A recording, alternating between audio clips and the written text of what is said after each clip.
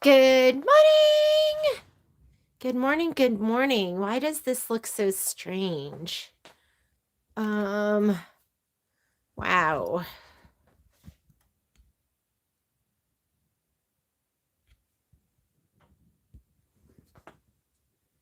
Might have to restart. Oh, there we go. Sure. Okay. Let me get this up.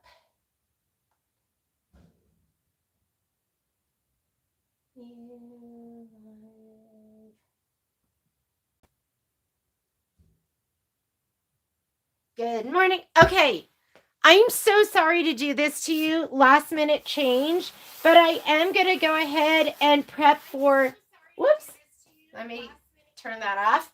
I'm going to prep for sippin because I was looking at the calendar and I just didn't know how else I would fit it all in. The great thing about that is there's no prep. You just need your fabric kit. So if you were just like doing something else and you're like, I'm going to prep with her later, grab it now. Just grab your fabric kit right now. Good morning, Wanda. And hello, Trish and Bart in Florida. Good to see you guys. We're going to go ahead and do this because I was, like I said, I was looking at the calendar and I was just starting to go, geez, Louise, I don't know when I'm going to fit all of this stuff in. I'm trying to get a good camera angle too for you. That might be the best I can do. And you're just going to start us off, all you're going to need is you are going to need your best press and you are going to need your fabric and your book for cutting, but it's really easy and I'm really systematic. You guys, if you have done a prep video with me, then you know exactly what I do. Good morning, Tina. Patrick and I got up early this morning and I haven't been putting together email lists because it takes, I mean, we started like, and it takes an hour to, it could take a couple of hours. So that's why I haven't been as organized. But now that we have our little group put together, he's tagging everyone right now, I can send you out some better emails. So I think what I'm going to do is next Sunday I will go ahead and do the scan and cut portion and I'll do that live. Yay! No spreadsheet yet. I probably won't get my spreadsheet done until next weekend. It's just so busy. Everything's kind of by the seat of my pants these days. But I have, we're tagging you all, so I have an email group and I'll email it to you as soon as it's ready to go. While we're waiting, because we're a couple minutes early, I'm just going to go ahead and clean my mat because it's pretty ick right now. So if you don't have one of these, you should get one. This mat is my, this is my big gypsy quilter mat. And I want to say it is, it's almost 5 feet long. So it's a big bad boy. But this thing is great. And you know what I've learned about this thing? You don't have to just use it on your wool mat. I'll use it on my, like, on just like a rug in the house. And I'll also use it on, I'll use it on our chenille, like, couch. I use that in everything. Once I used it, once I was like, does this work on this? And then I started just trying it on everything in the house. I was like, oh yeah, it works on everything. So give my mat's totally burnt over here. I should flip it over. I've never used the other side. I should flip it over, right? And use the other side. Or not. That would involve like moving stuff. Is that gross? Are you guys like, ick? Yeah, it is kind of gross. So I'm going to start just by cleaning that off. And what's the name of the tool? I think it's a wool mat cleaner. Wool mat. I should know, right? I don't even know what it's called. It's made by Gypsy Quilter. And it's a wool mat something. I think it's the wool mat cleaner. I feel like I need to do some Sunday cleaning. Yesterday, when I should have been doing some sewing stuff. Instead, I was like vacuuming and cleaning and doing all sorts of stuff in the house, which it needed it so badly. Do you like this?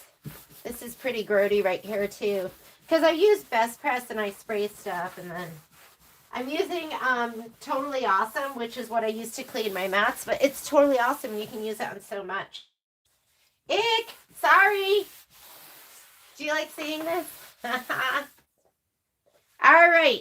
There's some of you that have not gotten your kits yet that they've just been sent out. We have a huge bunch of kits that are coming tomorrow. That should have been here last week, so I totally apologize. They sent my order out in a couple different shipments. So anyways, that's going to be here tomorrow, and then everyone should have all their stuff. You downloaded the code from the book, but it's nowhere to be found on my account. That is a total Kimberbell thing, because it's going to be loaded to your Kimberbell account, and so I have nothing to do with that.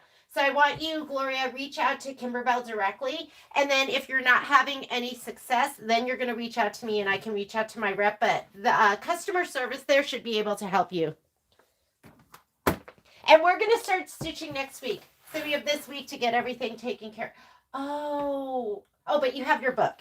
You at least have your book. Okay, so you should be good. You have your book. Reach out to Kimberbell directly and see what they can help you with. Good morning, Lita. So, I actually did grab my my Hello Sunshine stuff, and I was like, well, maybe I'll work on this. And I couldn't even get my mind there. I was like, what thread did I use? Where are we at? What part of the book? And then I looked at the calendar as well, and I was like, you know what? We have so much coming up with Kimberbell. We got to get started on sipping. So this is the agenda. And I'm sorry this is last minute, because on Friday I was like, I'm not doing sipping on Monday. And then, like I said, I looked at the calendar and I was like, we got to get started with this. So, and if you're not ready for today, don't worry about it. We're going to go ahead and it will, the recording will go up. So you'll have the recording. And the plan is today, prep. Sunday I'm going to do scan and cut.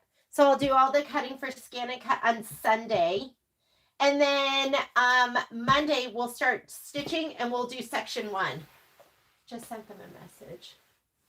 Thought it would be KB. Yes.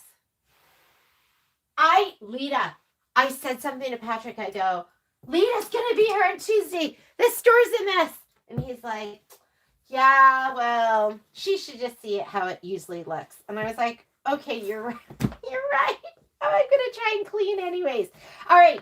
If you got a fabric kit, this is what it looks like. And it is so, so cute. The fabrics in here are adorable. I love the ginghams. There's some new stuff. This fabric to me, I don't know why, is just the sweetest.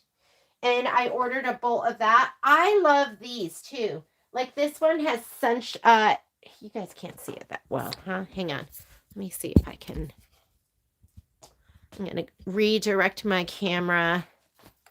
Maybe the light will help. Can you see that? It's got the clouds on it. It is just so cute. So the fabric is adorable. The line is adorable. I wasn't going to get the yardage, but I'm going to order some of it. Like the clouds, they're just so cute. The clouds, the gingham. This one, that one is so sweet. So they're adorable. This one, I just absolutely love this one. So what we're going to do is we are going to go, Patrick's upstairs right now. I was like, we have to create the group. So we got up early and I was like, I started at the top. So, and he started at the bottom. And I was like, I'm only on February. And he's like, I'm only on October. So, but we'll create the whole group and we'll send you a more detailed email with the schedule. And then I'll also create the spreadsheet. So we'll do the spreadsheet. And, but just plan on Sunday, I'm going to do scan and cut. Am I around this Sunday? Yes, I'm here. Sunday, I'm going to do scan and cut. And then Monday, we're going to stitch out section 1. Whatever we don't finish will become your homework. So here's our little bookie book. I'm just going to grab all the fabric. The only thing I'm not going to do is the backing. You can do the backing if you want. The large pieces, there is outer border, binding, and the back and the inner border. I'm going to pull out the back. That's it. We'll do everything. We'll do the binding too. We'll just prep everything right now because it's nice when the binding's like nice and it has body. So the only thing I'm going to pull out is the back, and I think you're going to have 1.5 yards of this as your back fabric. And the reason I pull it out is I just always make a scrappy back. Sunday's Easter! Oh, we can't do it on Easter. You guys all have plans. Sunday is Easter. So when are we going to do it? When are we going to do scan and cut? I can't do it today. Maybe we'll do it a day this week. Tina, thank you for pointing that out. Oh, you can absolutely use our affiliate link, Lori, and I would totally appreciate that. Yeah, we have an affiliate link. If you go to our website, one of the tabs says affiliate link, and then there's a click down for Kimberbell, and we get a little bit of credit when you guys do that, and we totally appreciate it. All right, let's get started. And Tina's right. Sunday is Easter. I'm not going to do scan and cut on Easter. Let's go ahead and let's do it. I'm going to do it one day this week. Like maybe we'll do it like Friday afternoon or something from the store. I'll go ahead. Let me look at the calendar. Okay, these are our fabric scraps. When we cut your kits for fabric scraps, we always cut them a little bit bigger. Because you know what happens is they shrink one direction. So I'm just going to spray these. And then we're going to press them. Yeah, we have affiliate links for like OASD and here, I'll lay them all out. Who else do we have them for? Stitch Delight. We have affiliate links for certain products that we get on Amazon that we love. Directional. Pay attention to that. And what am I doing? I like to spray from the backside just in case. I think I'm still kind of getting going. I like a slow burn in the morning. Where do I find the link? I want to get the background quilting too. So if you, Lita, if you go to our website and it's one of the tabs, there's two here. One of our tabs says affiliate link. And if you click there, then there's, it says Kimberbell. And if you click through, then it just takes it to their website. But it gives us it links it to our store and gives us a little bit of credit. And we totally appreciate it. This is Sippin' on Sunshine, which it's pretty adorable. Like the blocks, they're cute. You can still get it. We still have, tomorrow when our shipment comes in, we have extra. And I think the bundle's up at 25% off. So just press until it's dry.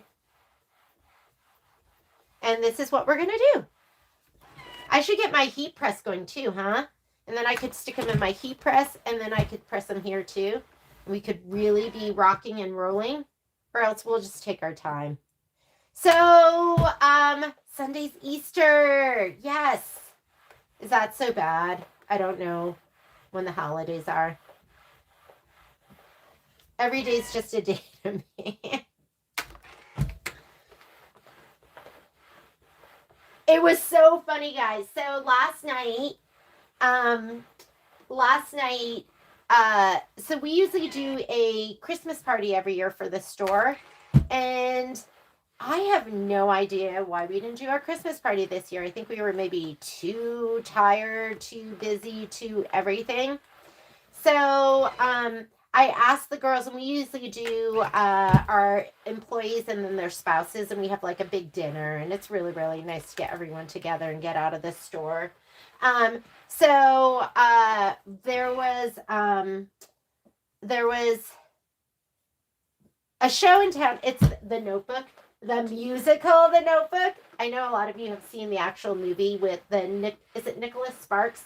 And the movie had Rachel McAdams and hunky Ryan Gosling. He's so cute, isn't he? So the musical was in town, and I was like, would you guys like to go? The boys didn't want to go, the boys from the shop. So I asked the ladies, I was like, should we go? And then we can go and do dinner too. And so we went out and we did that.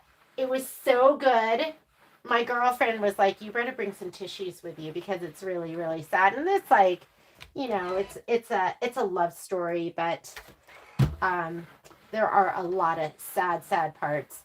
So, but as we were walking out, we were walking out, and then I look the crowd, like from coming from upstairs and downstairs, and they come together, like leaving the building.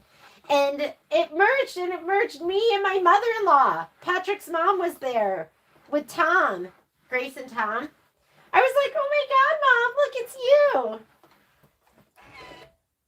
Sometimes she'll offer me tickets, like if they have their season ticket holders at the Pioneer Center, which is our local theater, and that's where a lot of the events are held here in Reno. And so she'll offer them to me, and I'm like, I can't, too busy.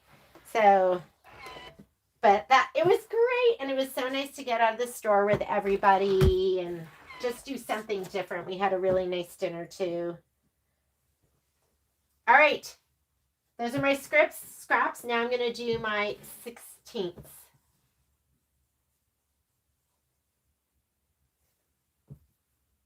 Looking forward to watching Hail Mary. What's Hail Mary? I don't know what that is.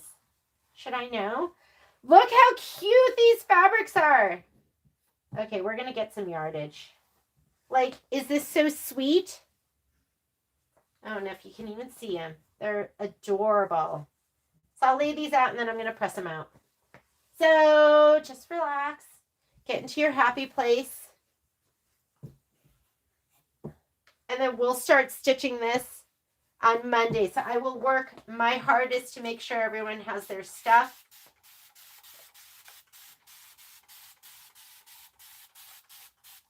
Especially poor Susan, whose order was marked fulfilled, and then it hadn't been even, we hadn't even gotten them. I don't know what happened.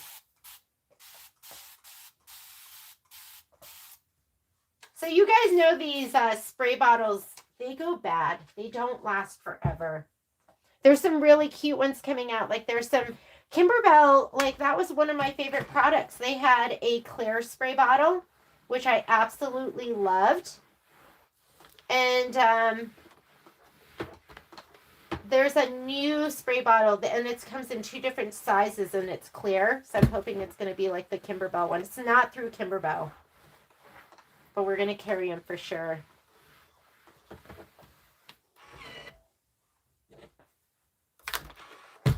Okay, directional fabric. I mean, this is semi-directional, so be gentle with your fabric.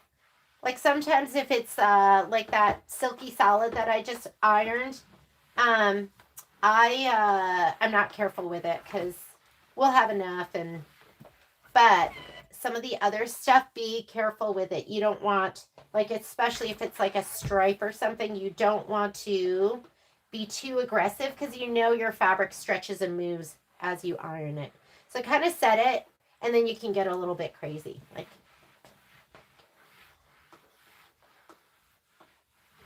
oh, Susan, I know. I'm going to make sure we get it to you quick. I know. You know what happened, Susan, that was the... And I yelled at Patrick. I go, Patrick, I think this was you. Because every once in a while, he'll fulfill a whole order, and it's a partial order. So I'm going to, we'll send you tracking tomorrow. You're on the front of my mind. You're the top of my to-do.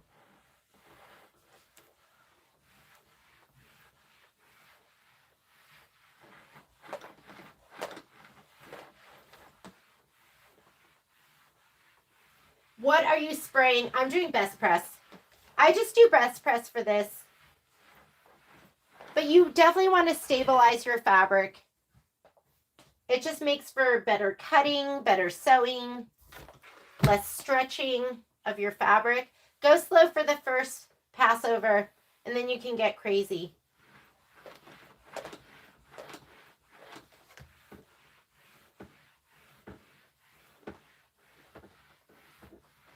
Which one do you want me to get extra of, Miss Susan? Which one do you love? They're so cute.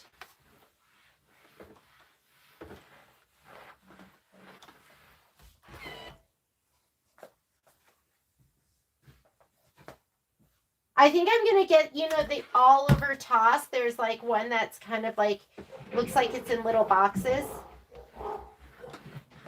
My dogs have been going crazy all morning. Yeah, so best press. So you want to stabilize with best press. If we were doing scan and cut and we were cutting our fabric alone, we would do secret sauce. But best press is enough for this. But you definitely want to, this is my ritual. Go ahead and you're going to best press everything. And it's just going to give it a little bit of body. Because if you've ever been cutting your fabric and you go to the end and it kind of like pulls, it'll do less of that. When you're cutting, it'll make it more stable for cutting. It'll make it more stable for sewing. There'll be less stretching and less movement. And I like to take these and I put it, I mean, these obviously don't matter because they're the silky solids and they're the same front and back. But for your fabric that has a print, I usually put it right side down just in case my iron has something icky on it. Which it doesn't really, because I don't put water in my iron. I don't. No water in the iron. Because sometimes this iron, my Oliso, which I absolutely love, and it was a gift. Thank you so much. I had a different Oliso, which was just as nice and it worked fine, but it wasn't as cute. So my iron, like I saved up and I so wanted the Rowenta one that sits on the tank. And that one was hard on my shoulder, like picking it up and putting it down and picking it up and putting it down. I love the Oliso because it goes down when you hold the handle. So it'll go up on its own, and then when you hold the handle, it goes down on its own. So you can just leave it here and you're not going to scorch anything.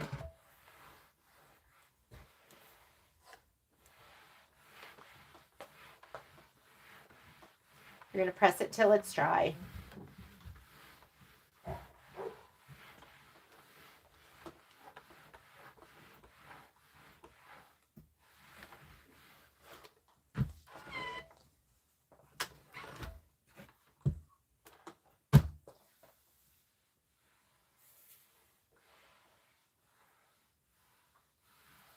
And so you don't have to pick it up and put it on its stand or lean it on its bottom end.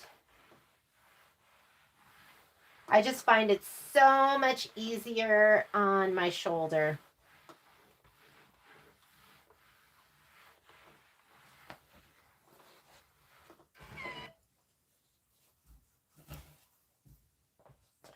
If there's anything that's going to give out on me, it's my shoulder.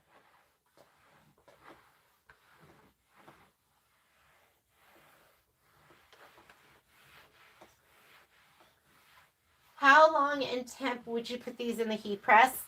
I'd put it in for whatever, the shortest amount of time that's going to make it be dry. You know what I mean? So if it's like 10 seconds, 10 seconds. Just where it's dry and set.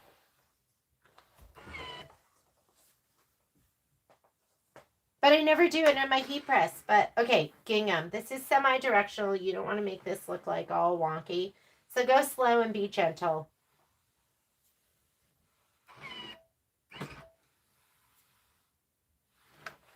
Okay, once you set it, then you can give it a good iron. You cut yours 3 inches instead of 2.5, so there won't be extras, so you need to buy a little extra. Oh, so which one's the binding fabric? I'll look at it.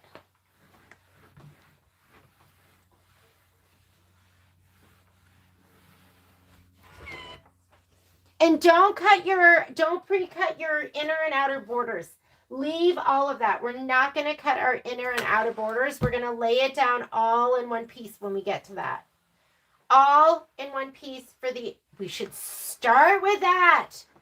Should we do our first, should our first class be the borders? No, we're not going to do that because it's not exciting. We're going to do something fun. Like maybe we'll do section 1 and then we'll do the borders to get it out of the way. But I got to get some of my fun on. Right? Who wants to start? If we start with the borders, nobody's going to show up.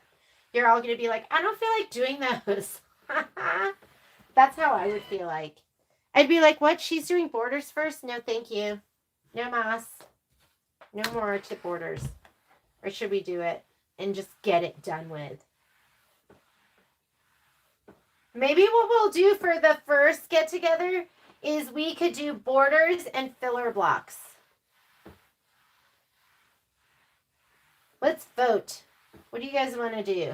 Or should we do section 1? I bet section 1 has some filler blocks. I usually start with filler blocks. Section 1. Oh, no filler blocks. There is a pinwheel, but no filler blocks. Filler blocks in section 2. Should we do that then? Maybe next week we'll do borders, inner and outer borders, and filler blocks. And then they'll be done and out of the way. I want you to pull aside your, well, we can press them off, but we're not going to cut. We're not going to cut our, that looks like, this looks like fat 8s. Let's lay it out. Ah, Susan wants to get it done. Right? Like get the worst done. I shouldn't say that to you. Those are the worst. They're the worst though, aren't they? They're just the worst. Who wants to do them? I don't want to do them. Okay. So, I'm going to find a day this week that we're going to do scan and cut. If you want to do scan and cut, we'll do everything from, you know what we did last time is because Trish was like, Heat N Bond now, or if you're doing hot fix or whatever you're doing.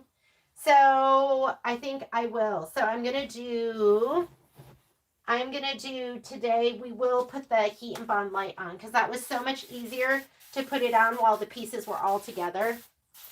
It's still not a habit for me, so it's not like the first thing I think about. And if you don't have a scan and cut, do not worry about it. You do not need a scan and cut to do this. Like for Tiling Scenes Volume 2, I am not going to do, I think I'm going to do the next one, and we're not going to use the scan and cut. Because I want to see if it makes a difference and if it makes it easier sewing it together in the seams. Because it won't be as bulky. There won't be as much going on there. But if you do have a scan and cut, we're going to prep the fabric for scan and cut right now too. Okay? And there were a couple of pieces with the home sewn where it did not need the SF101 and it did not. Those were the pieces for the back of the quilts. I was like, oh, this doesn't need Heat N Bond Lite and this doesn't need all of this stuff.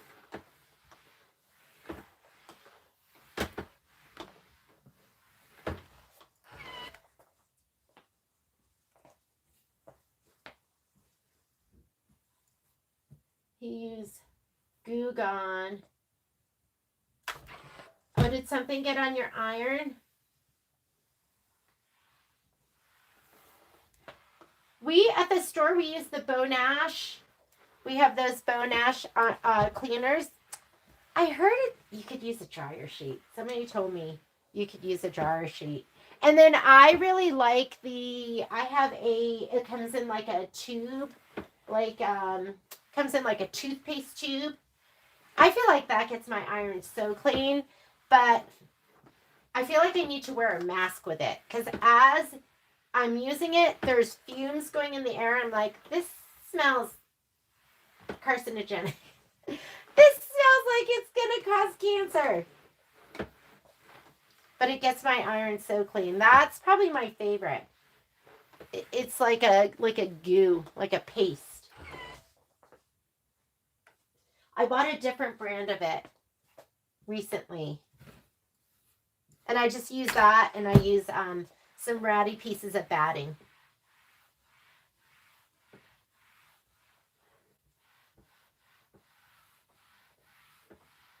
Okay, we're going to do borders first. So next week, filler blocks and borders. That's the agenda. Right? The borders are the worst. So we're going to do that.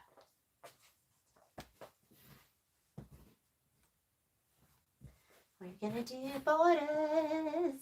Borders first. Get them out of the way. Scan and cut with Hot Fix. I'm excited to, like, people seem to love Hot Fix. Are you using the featherweight? The only reason I am not using Hot Fix right now is because I bought a big bolt of Heat N Bond Lite, and I'm gonna use it. I'm gonna finish it. I like it too. Like, I'm comfortable with it. I know what to expect. So, but my bolt was 35 yards, so it's going to take me a while, and then I'll get a small thing of the featherweight. We have some at the store, so I'll get a small thing of that, and just make sure I love it, and then we can switch over. But I love Heat N Bond Lite. It's been great. What I'd like is, and if I understand it right, is the Hot Fix totally smooth?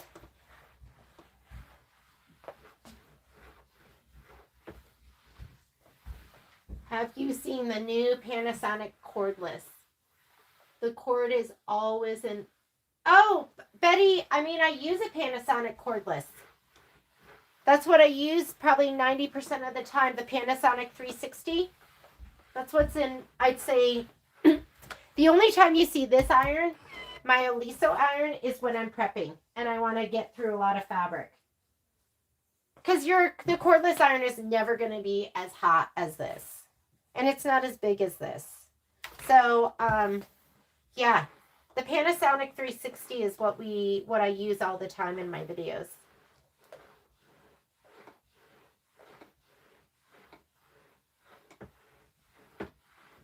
How do you decide which of your two irons to use? So I use my Panasonic cordless for everything except for when I'm prepping. Like when I have to press a lot of fabric, like what we're doing right now, then I use this iron. But if I'm just my day-to-day, my pressing here, I'm pressing out a block, something like that, then I use my Panasonic because it's so convenient. It's super hot. I love the shape of it. I like that it's small. I like the tip of it. I feel like I can use it to like get a seam pressed down really, really well. But if I'm going to do a lot of ironing, I'm going to use my Oliso.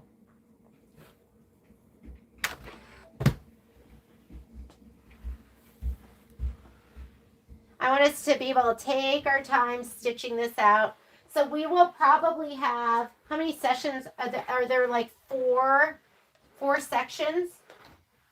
So we'll probably do a section a week. I know some of you aren't going to be able to take that pace. Tina Chamberlain. For this? Oh, yeah. Thank you. Your Sippin list is done. Thank you. Can you just let them know that we're meeting today and we're doing this? Send out a quick... Just send them a thing saying that we're prepping right now. We're doing your prep. Patrick brought me my other slipper. I have two different slippers on right now because Poppy runs around with it. So let me put two of the same slippers on.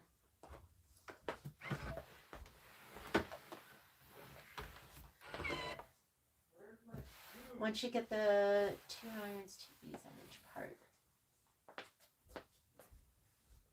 Yeah, for the rest of it, you'll probably see me just using my my Panasonic. Okay, What are these? I don't know what it is. I love this fabric. So my EE Shank rep came in and she showed me the line. And I was like, I don't know if I'm going to carry the whole line. We got like a bunch of the pre-cuts. But I saw this one and I was like, I need a bolt of that. It's just so sweet. But I think I'll get there's like a little toss. I'm going to get some more. Just because it is so cute. It's so springy. It'll be perfect. Like all the lemony stuff looked really, I don't want to say kitcheny, but it looked like it would be great to make like bowl cozies and placemats and aprons.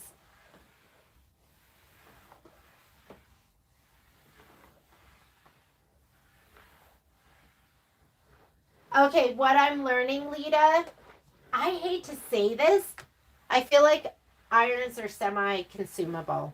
I know growing up, my mom had like the same, it was like, it was silver and she used it was the same iron for my entire life. But this is, and I've been using the Elisos. We use them a lot. We have them at the store. Like once I'm done with it here, like my other one, I sent my other one to the store. But this is my third one. And that's over whatever, the course of like 8 years. And one of them is at the store too. So they go bad. They do. I don't know how else to say it. My Rowenta corded one, I still have that one. I use it over by my, I have another area and I use it over there, but I rarely use it. And it sat in my closet for probably 8 years. And then I pulled it out recently.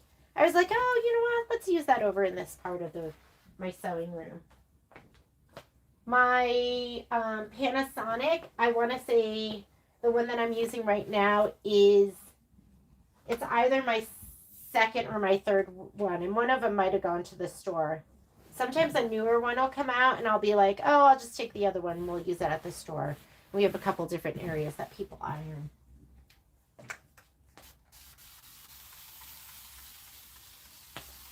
My Eliso wasn't working and then I reached out to them and they did some troubleshooting with me.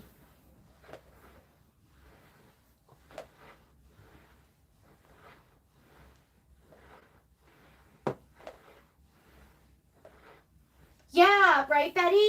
Like, I love it, and it felt so fancy when I got it. But, like, just the motion of lifting it and putting it on the tank and pulling it down again, I was like, this is, like, tough on my shoulder. So that's why I love these Elisos. And I love that they lift, but, that's, like, another thing that might wear out on your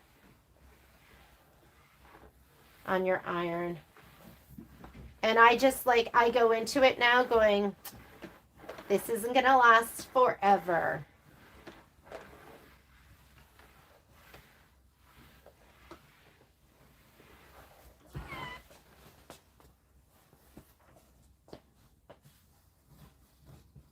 It has a plastic instead of paper that doesn't stick. Wait, so there's no paper on the hot fix at all? And as long as you pull off the paper, you should be fine. I did leave it on the other day. I just went and put it down, but I was on my low-tack mat, so I just got it right off. But I'm usually pretty good about pulling off the paper because that's kind of an exciting part for me. Yeah, it does look like that. Little girl dresses.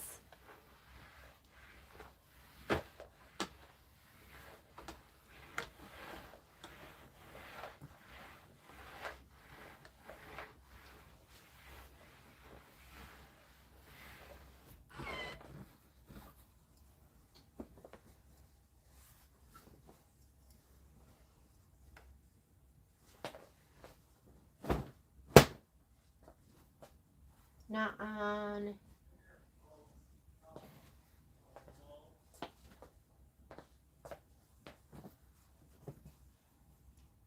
What is this one for? So cute. I ruined a low tack mat. That was painful because it was the first time I ever. Somebody asked, what I forget, was it I think it was Cindy West. She was like, "Why aren't you using your 12 by 24-inch mat?" And quite honestly, sometimes I just don't think of it. I'm so used to using my 12 by 12 mat. But I still have it, and I look at it because I can't bear to throw it away. But I ruined a brand new low tack mat, not with the paper, but with the Heat N Bond Lite side down, and I didn't iron it well. And so the glue of the Heat N Bond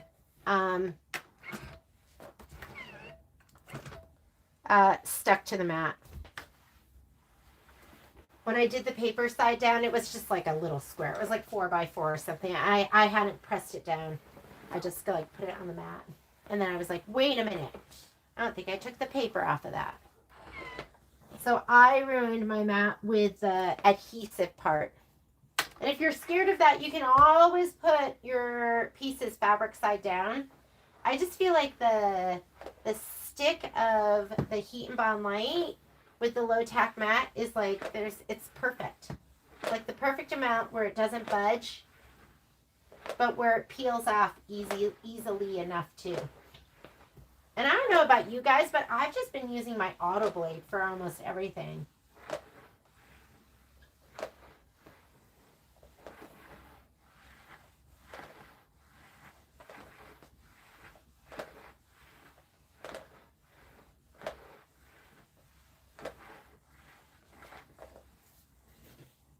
So if you're still sticking, Trish, number one, I would just stick with Hot Fix because that's what's working for you. But the only time I had my Heat N Bond Lite really stick was I just had not adhered it well enough. And now when I go to put it down, I look at it and I feel it to make sure it's glossy, like it feels glossy smooth, and then I don't seem to have an issue.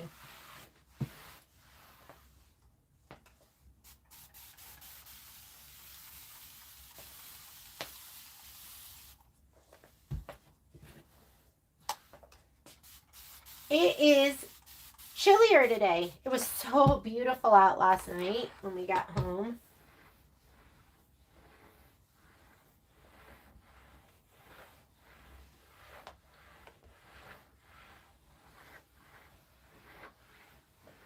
Yeah, I'm excited to start using Hot Fix because everyone's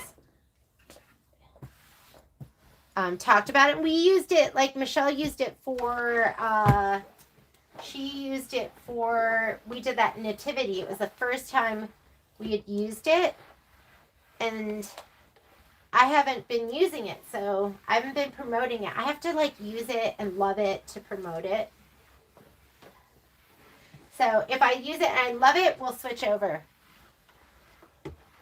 And I should just do that now, but I want to use my whole bolt. Is that bad? I always want to give you the best.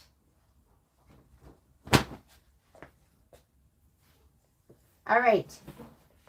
In this case, you're going to have to experiment on your own. As long as the Heat N Bond looks, yeah, as long as it looks shiny. So I've been really happy with it.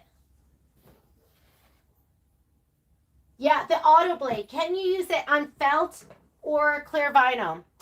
All right, that's a good question, Rochelle. Scan and cut experts who are watching right now, can you answer that? Because I have not used, I feel like I'd be more likely to use my vinyl auto blade. I did cut felt. That was backed with SF101 and Heat N Bond Lite. But then I cut it with the auto blade, and it was great. But I've cut vinyl too, so I just haven't done a lot of it. And I can't even remember, like I did cut it, I think when I did Michelle's Get to Know Your Scan and Cut class. And What am I talking about? Am I like a big liar? I cut some for mistletoe, but I don't even remember what blade I used. I tend to try and use my auto blade for everything. But honestly, I'd have to go back. I might have used the vinyl auto blade. I might have gone, this is vinyl. I should use my vinyl auto blade. So I'm thinking I did. Because I did cut that stuff with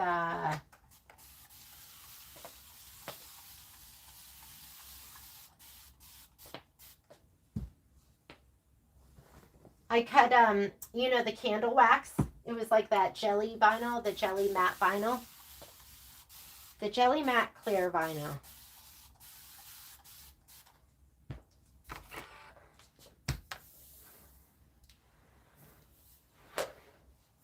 Maybe I should pull these one at a time.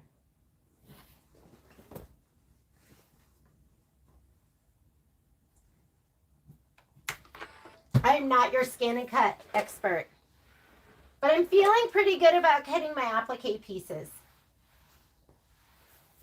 Someday I'll be an expert when I have more time. Because I want to learn, I want to do that the rhinestone stuff that Michelle's been doing. It's so cute. And I could see myself blinging some stuff up. And I bought a rhinestone starter kit, but haven't done my classes yet. Oh, Lita! So, Lita, I think I'll try and do it on Friday because Tina pointed out that that Sunday is Easter Sunday. So I'm not going to be live feeding then. But I think maybe either Saturday or Friday, I'm going to try and do the scan and cut portion. So you should do it with us. I will prep my fabric right now. So it'll be ready and easy for us to cut. And with your machine, as long as you have a mid-range brother or baby lock embroidery machine, you can send the cut files over. You're just going to convert your placement line into a cut file. And I can't remember who was in the store the other day, and we did it. Oh, it was Gwen. And we did it just via USB. Because our scan and cut is not hooked up to our store machine. So we just did it USB, so you do not have to do it wirelessly. You can just go USB. Not a big deal. Just as easy, I think. You're just going to save it to the USB and pop the USB in. That's one more step. You have to pull the USB out of your machine and plug it into your scan and cut. That's really the only extra step. So if you have your scan and cut, do it with us. And then it's less scary. I always tell people your confidence level with your scan and cut, like mine was here on the ground. And as soon as I got one good cut, my confidence level like exponentially increased. I was like, okay, I can do this. But until you get that first cut, it's going to be scary. It just feels unnatural and strange and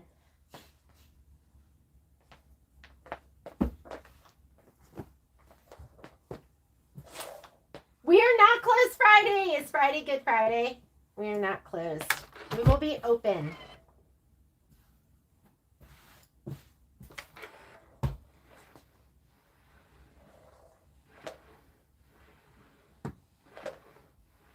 Good morning, Miss Penny. Hello, Miss Lynn. Are you almost packed and ready to go? You got to get all your stuff packed up. That's always tough. I love going on retreats, but I hate going on retreats. And I'm demotivated to go on them because I don't want to pack up my stuff. I try to, usually I pack for like 20 different projects and I only work on like one. I don't know if you guys, I'm sure most of you are much better packers than I am. I'm like, I overestimate how much I think I'm going to get done. Oh, you have the Bernina. Okay, shoot. So, I still don't know why Kimberbell got rid of their SVGs. I really don't know. So, if you have a Bernina, the Baby Lock and Brothers have that applique cut button that you just hit and it changes the placement stitch into a cut file, and you can send it to your machine. It's just called applique material. I don't know. I think you need software to get that cut line. I don't know for sure. Can you get, who's a scan and cut expert that doesn't have a Baby Locker Brother machine, and how do you convert if you don't have an SVG? What do you do?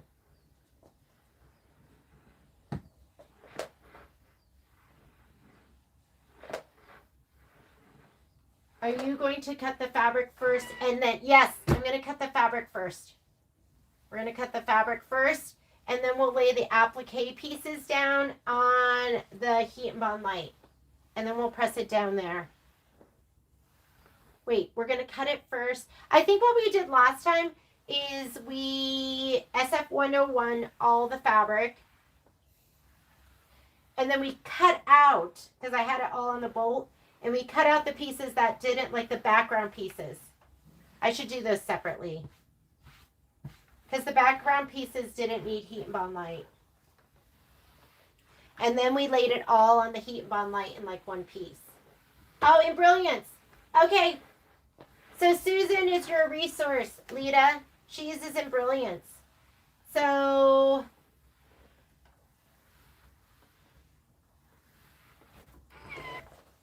oh, Miss Betty, you'll do great. It's not going to be fun, right? But you'll do great. I think that's it. I think that's all our pieces. I'm like looking around for more. That's it. Okay, let's go ahead and we're going to cut. So I'm going to go ahead and just turn my iron off for right now. And we are going to go to my cut table. Hang on just a second. We're going to get some rulers.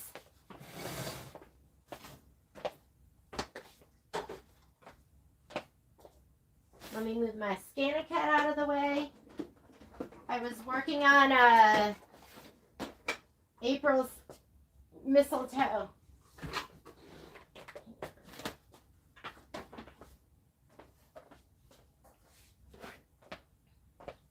You want an array of cutters.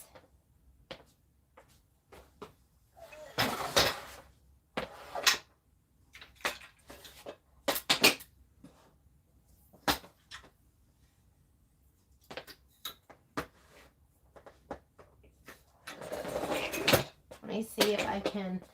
Okay, hang on. I'm switching to a different filming arm.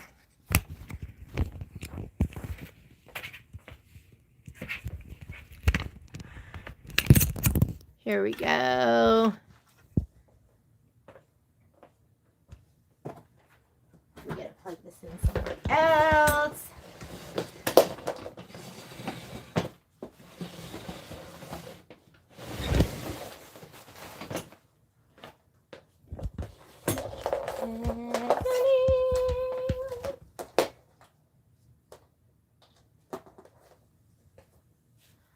All right.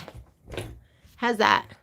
There's my, this is what my friends and my husband always get me stuff like this. Today, I will not stress over things I can't control. Okay, easier said than done. Little trash can. Let me put these here. The other thing I like to have is I like to have my rotating mat. I'm going to move this over too so I can see your comments. Where's my rotating mat? Hang on.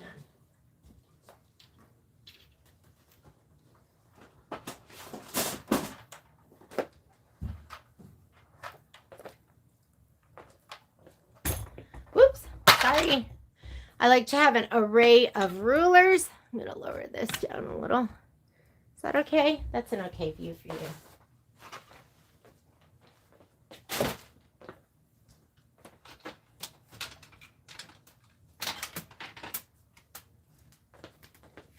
If I can use Stripology, I always try and use Stripology just because you can clean up one side and then clean up the other side or do your cuts without having to turn your fabric around. So let's go ahead and we'll put all my rulers over on this table. And then I just have like a selection of rulers that I really love. Like this one is one of my favorites. I love this. This is my my 12.5 by 24.5, and I use this all the time. We use it all the time at the store. We use it like cutting kits and stuff like that. I love this one too. My 8.5 by 18.5. That's such a great size. And then I have all of these. Like I did 4.5, my 4.5 by 18.5, my 6.5 by 12.5. And then I love my square rulers. I tend to just use, for my square rulers, I use my 4.5 by 4.5 a lot. And I use my 6.5 by 6.5 a lot.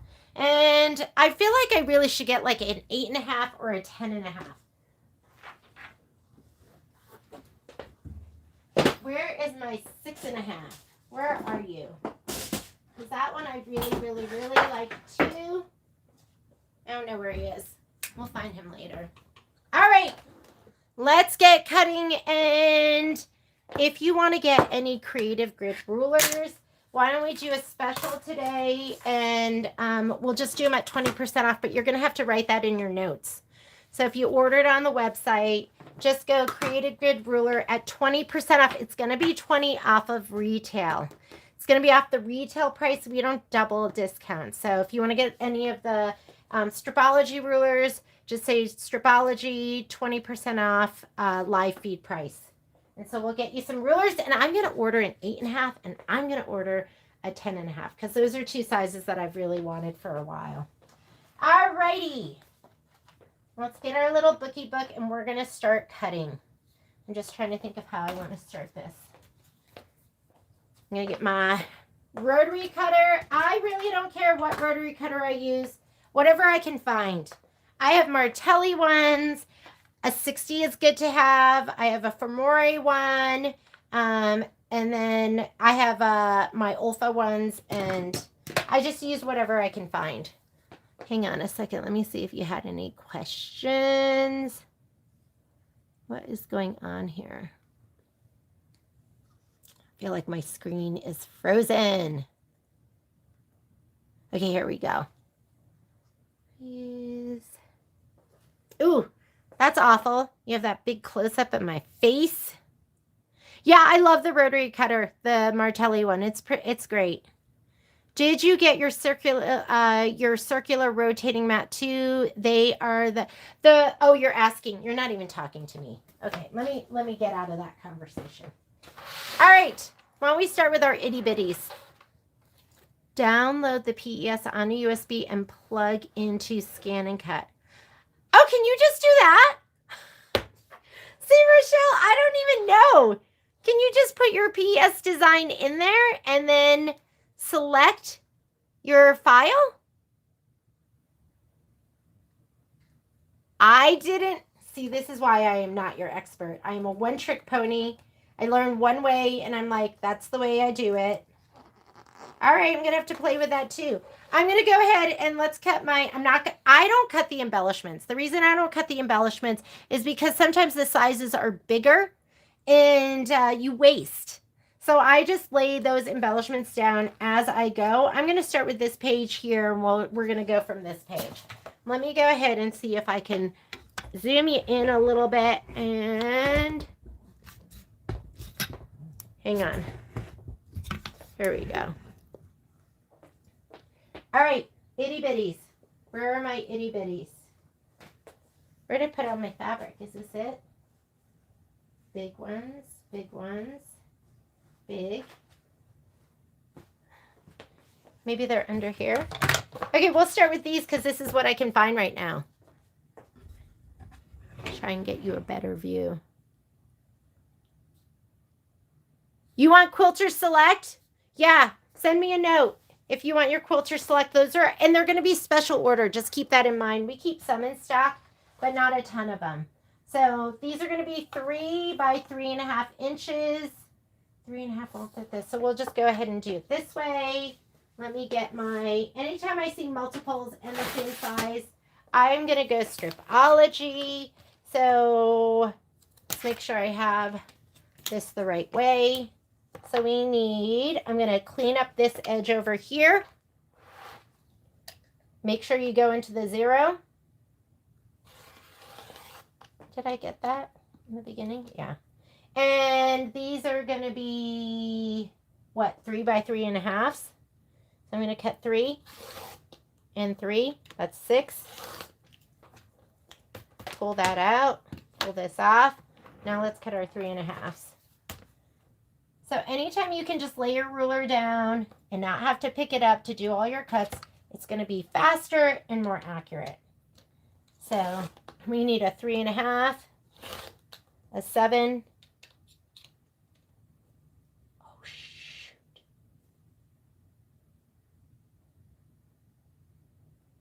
And a 10.5. Ooh, you're going to need all of that. Oh, I'll just use my other piece.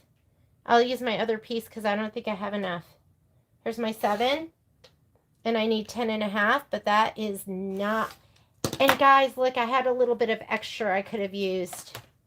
He wasn't quite big enough, was he?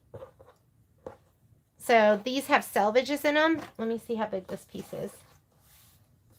I was kind of, we need everything. Is it 3? Okay, I have 3 inches here, so I can get the rest of it. So be careful with this piece because you're going to need every last bit of it.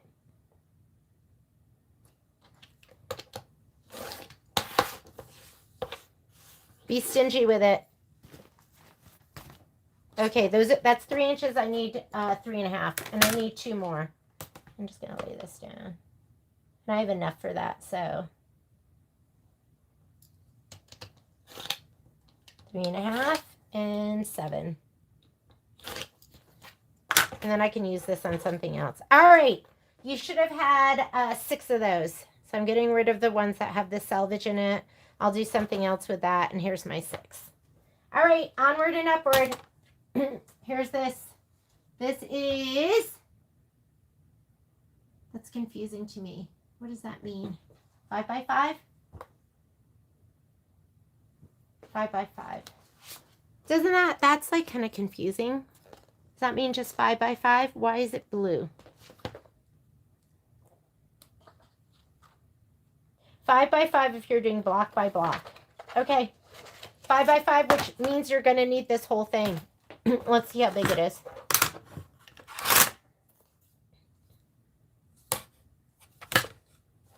It is, you're just going to leave the whole thing just the way it is. So when we cut your kits, we cut everything 5 1/4 by 5 1/4 because sometimes you need just a little bit more. So just leave that one the way it is. All right.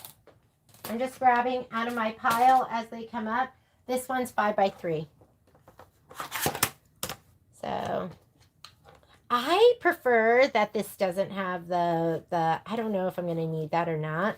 So, but I'm going to just chop that off. And I always have my little one too.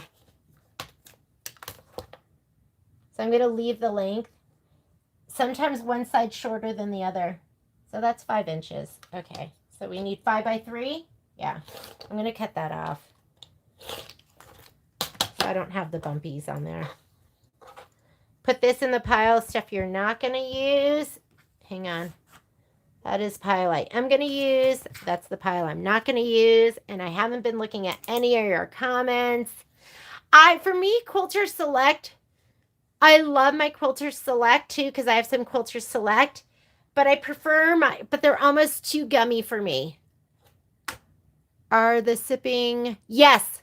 Yeah, your kit will go out tomorrow, Miss Sherry. Absolutely. Giveaway. This one's directional. Pay attention to that. And they want the stripes to go this way. And we're going to cut 2 by 5. So I'm just going to turn it because I know it's going to go this way. We want 2 by 5.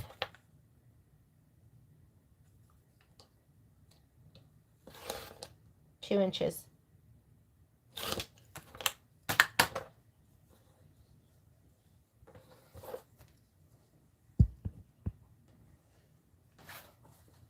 What is this one? This one is F15, so you need a 6.5 by 6.5. Darn it! Where is my 6.5 by 6.5? have to use this one. This is 6.5, so we'll just have to do 2 cuts. So 6.5 by 6.5. There's 6.5. I'm going to clean up the edges too. And do I need all of this? Then we have some other cuts. So 6.5 by 6.5. Usually that's going to be just a background piece. So I don't always try to make these perfect, but we will right now.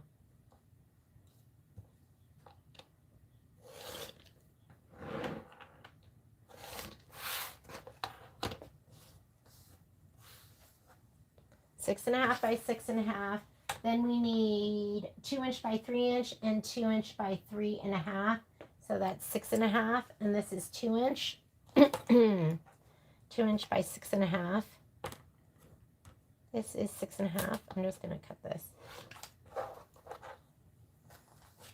2 inch.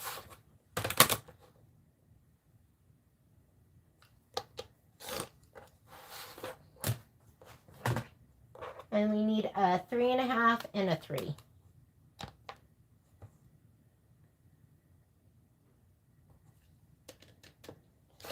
Three and a half and 6.5. There are my 2 pieces. You don't have to keep picking up your ruler. Should be quicker, should be more accurate.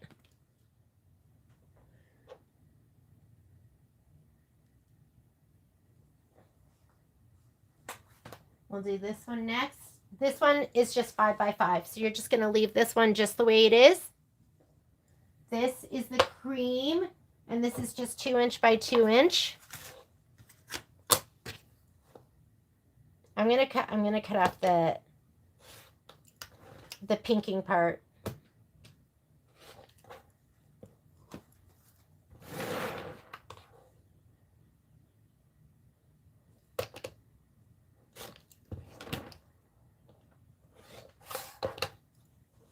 Two by 2. This one doesn't have spots. Okay, this is going to be fabric F24. F24, you need 2 2x2s. 2 2x2s. Clean up one edge. Cut your 2 inches.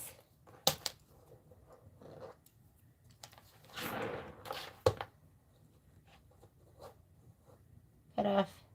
Clean up the other edge, and you need 2 2x2s. 2, 4.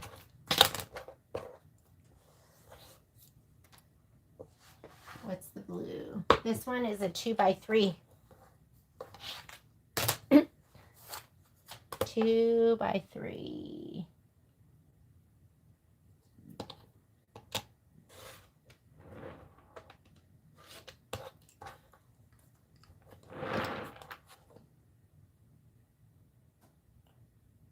A lot of times if they're like applique pieces, it doesn't matter if they're perfect, but I don't know. Sometimes it does matter. If I had more time, I might look at it more carefully. Okay, this one, directional again. They want the stripes to go this way, and you're going to have a 2x4.5 and a 3x4, and there is no extra fabric.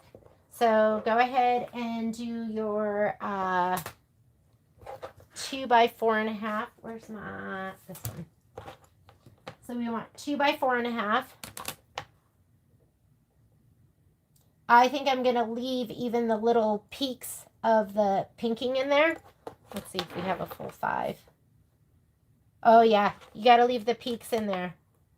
And this is probably an applique piece, so it's going to be fine. I don't know why they didn't just leave it. I didn't feel like these frayed that much. I'd rather like keep it and not give up any of my... So that one's the 4.5, and then you need another one that's going to be 3 inches. So we're... Did I do 2? Yes.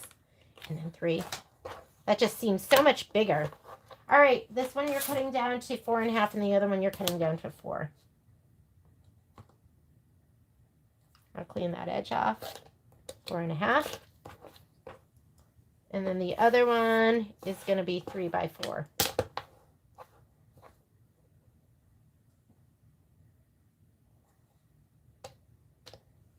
clean that.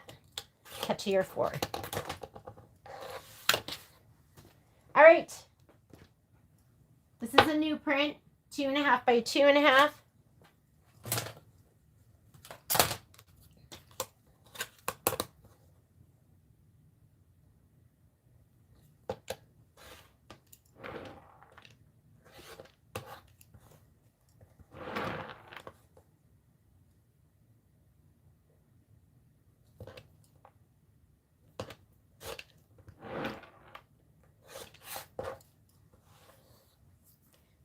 All right, and the polka dot. This one's 3 by 3.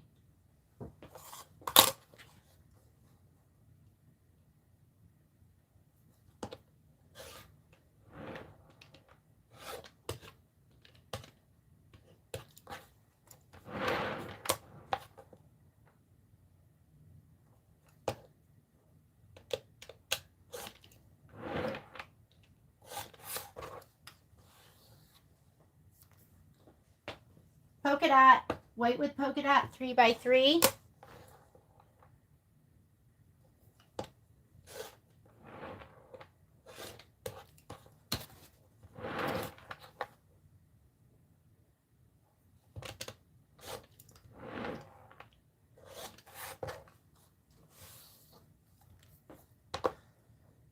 That small, fuller.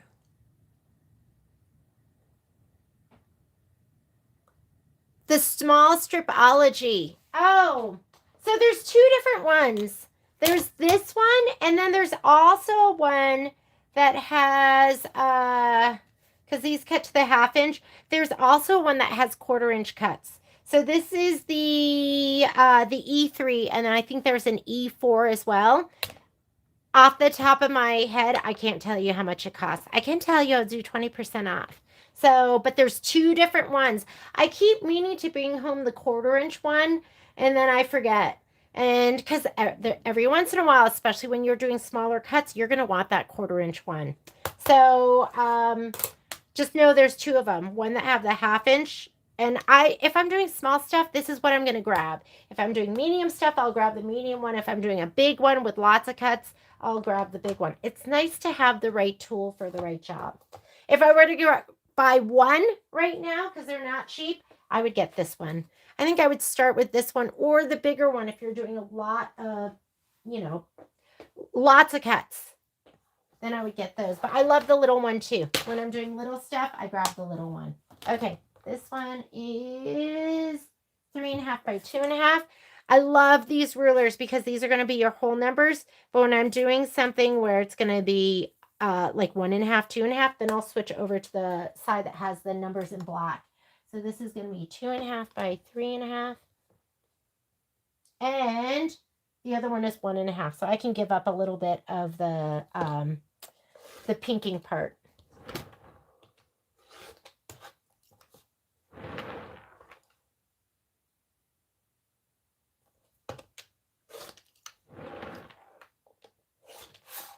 Three and a half by 2.5. And then we need 1.5 by 1.5.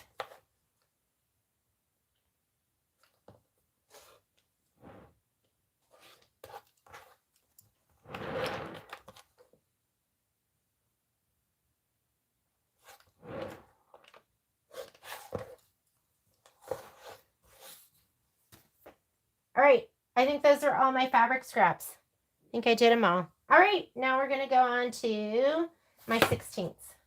And this is 3 by 3 and then 2.5 by 2.5 twice. So 3 by 3.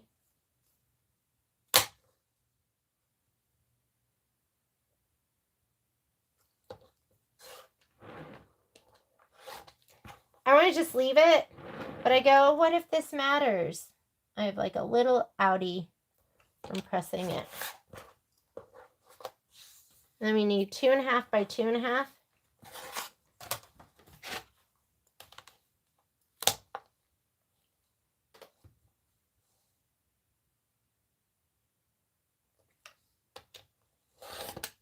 Two and a half.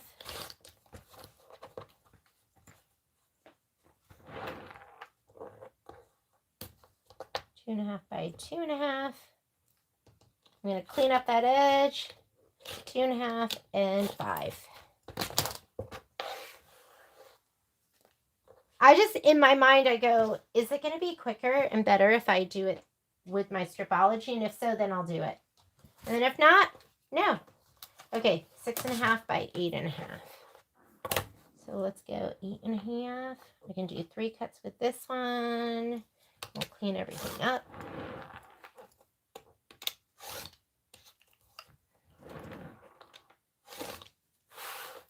I have to do one more cut.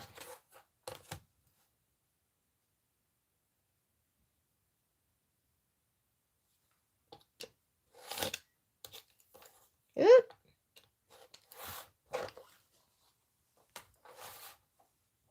This is Caribbean Sea, and we need, that's a lot of fabric. Okay, 3 by 3. Little itty bitty cuts here.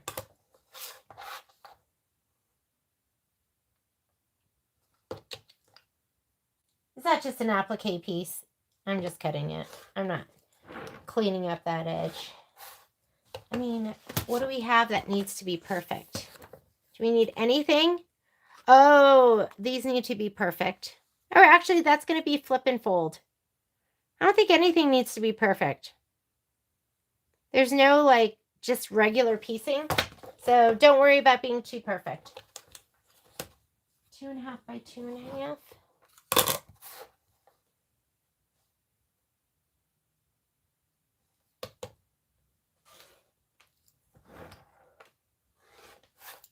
I miss the piece blocks. They used to have, and then 2 by 1.5. They used to have 2 by 1.5 piece blocks, and I thought those were fun. It gave you just enough. So that's like how I learned how to piece. Where I did my first piecing was with some of the older Kimberbell quilts, and I miss it. But maybe nobody else does. Okay, this is going to have a whole bunch of different cuts. We need, do you see how quickly I can lose a ruler? Oh, lost it right here on the rotating mat. 4.5 by 3.5. And let's do, not big enough. See that? We're going to go 3.5. Those are 3.5s. Yeah. 3.5. And we'll cut this down because we need a 3.5 and a 4.5.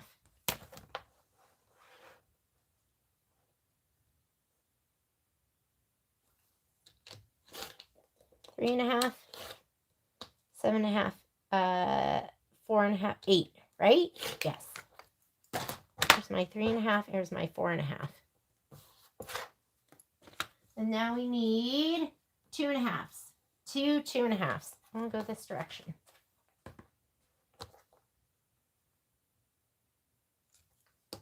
Oop. Gotta go lower. Wasn't quite there. We need 2.5, so I'm gonna go ahead and clean up this edge, do 2.5, and then I'll cut those down. 2 of them.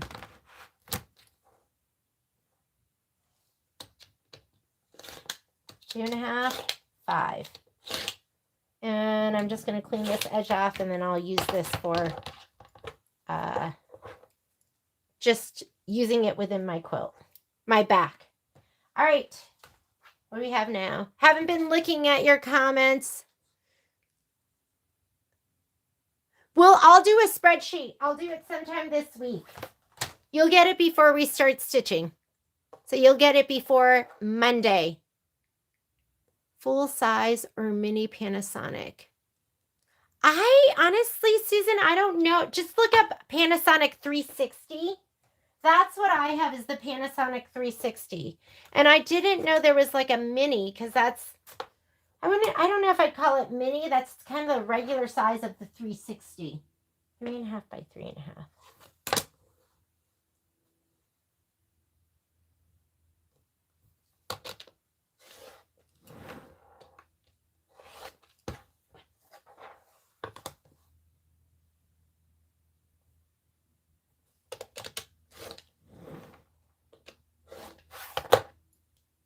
All right. Oh, we need more. A 2x2. 2x2.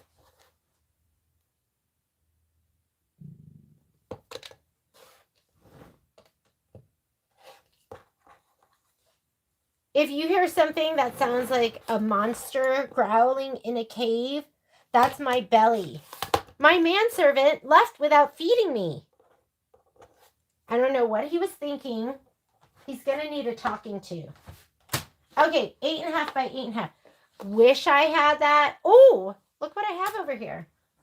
This is like one of my older rulers. When I first started getting rulers, I got the Omni Grids, and they're still nice. There's nothing wrong with them, but I don't like them as much. I like the markings on the Creative Grids, and I like the Creative Grids have this, like, I don't know if you can see where it's matte and it's textured, so it's semi-slip resistant. It's enough to me. What I love about it is it has a little bit of that, and you can kind of nudge it still. The Quilter Select, I really like, but they're, like I said, they're almost too gummy for me when I just want to nudge my fabric a little bit, and that's why I prefer my Creative Grids. But there's lots of people that love the Quilter Select, and I totally get it. We might need a little bit here. You need at least 1 3/4 inch, which I'm going to have, but I just wanted to check. And this is 8.5.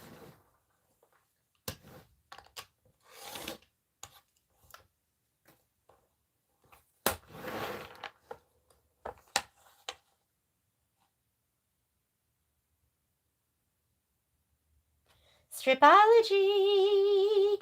But you owe it to yourself to get a Stripology ruler for sure. I'd say that little one is the one I use the least. I use that one the least, but when I want it, I want it. And I use the other two, I'd say equally. 1 3/4 and 1 3/4. 1 3/4, 1 3/4. Oh my goodness, you are cute. 1 3/4. I know I should cut 2 of those because I know I'm gonna lose it. It's so little. I should just cut 2 right now. Just know that you're gonna lose it. That's me. It's a me thing. Here we go. This one, 5x3s. 5x3s. 3, 3, 5. All right.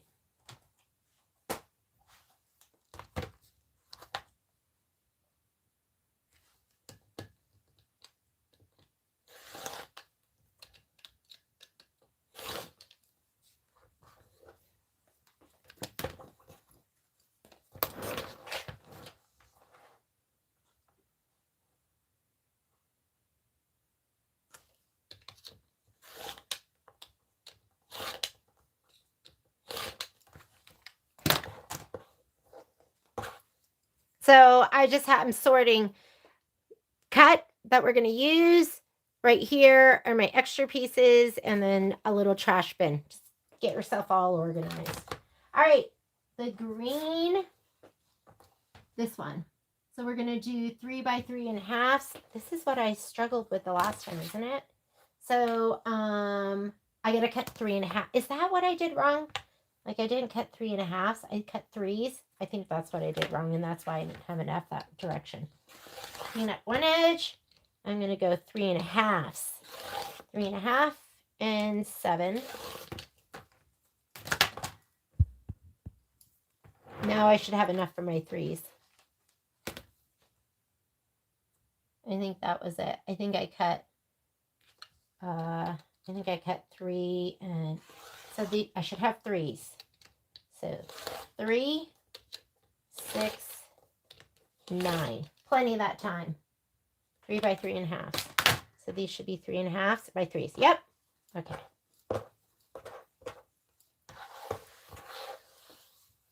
There we go.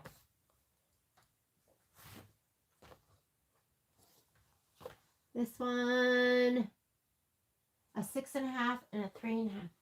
Where's my 6 by 6.5 by 6.5? Okay, I gotta go 6.5 by 6.5. Let's do that first.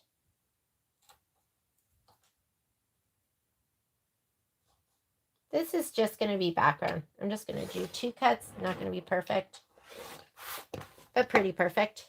And then 3.5 by 2.5.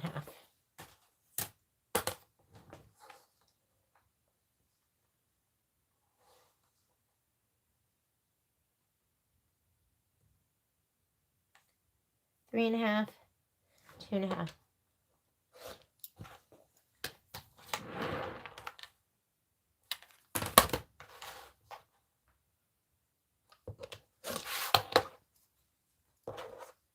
How is everyone doing? Oh, man.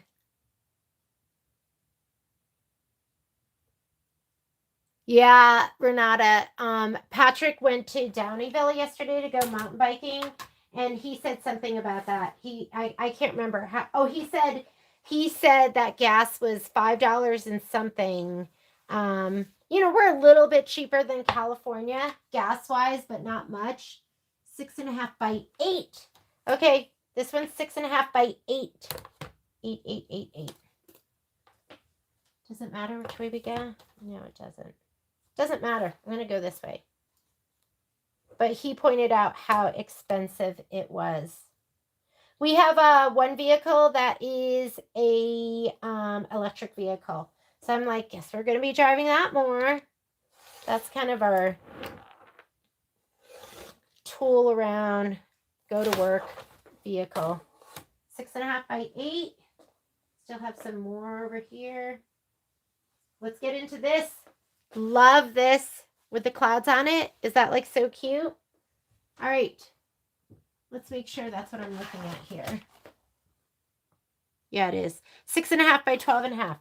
Guess what? That's the size of my ruler. 6.5 by 12.5. So we're just going to cut to this.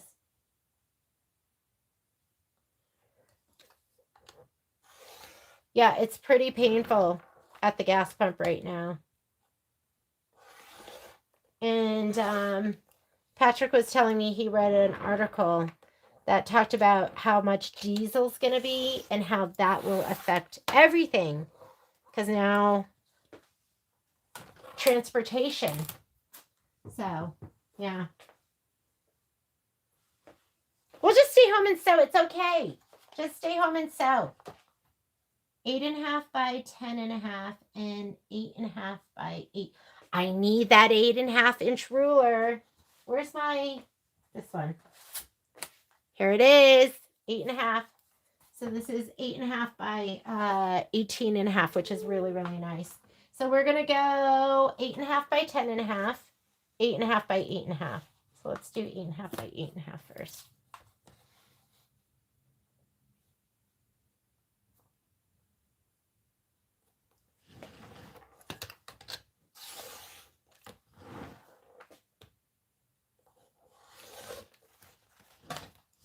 Here's my 8.5 by 8.5.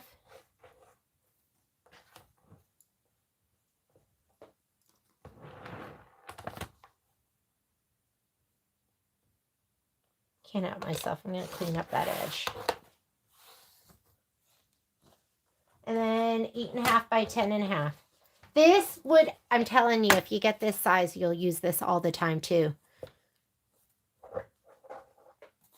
I remember the last time I drove cross country, which is in like, what was it, 1999? And I remember being in, I can't remember, one of the central states, and gas was under $1 a gallon.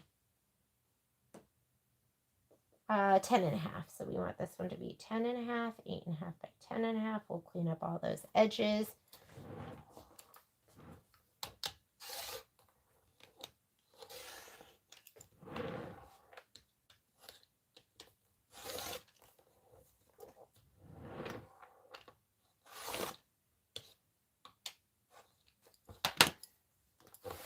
Here we go. That's done. Let's keep using this one. So now we have, this fabric's next, the honeycomb, 8.5 by 10, same thing. Oh, I could have layered those. If you have it, like, don't be afraid to layer, right? I could have put those two pieces on top of each other. because they're the exact same cuts, but oh well, it's okay. This is, I'm going to kind of cut this so I'm straight.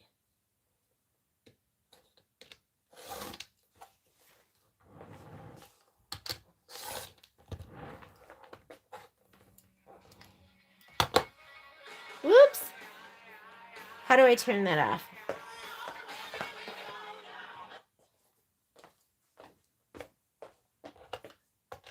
Sorry, shoulder view.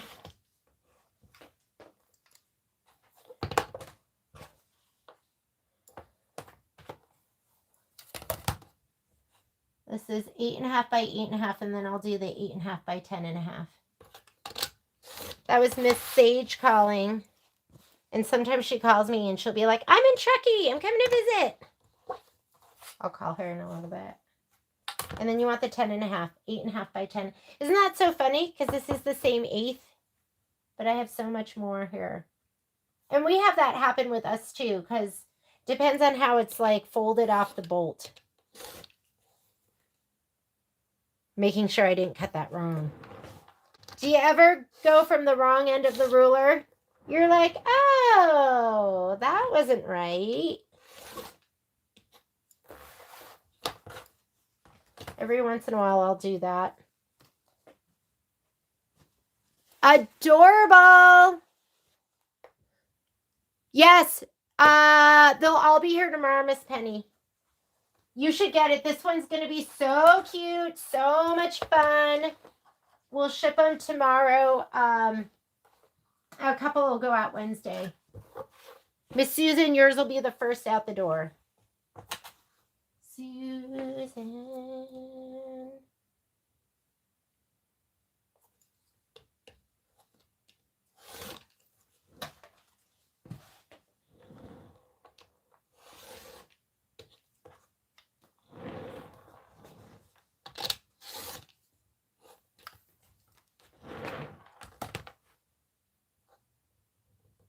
Penny, this one's so cute. I was thinking people are going to watch it stitch out and be like, okay, I have to get it. Sometimes you just like, you go, I'm not going to get it. I have so many things to do already. I'm not getting that. And then once you see it stitched out, you're like, okay, I got to get it. I got to get it. It's hard. It's hard deciding what you're going to do because there's so many things out there, right? There's so many things. 6.5 by 6.5. And here we go. This is the pink.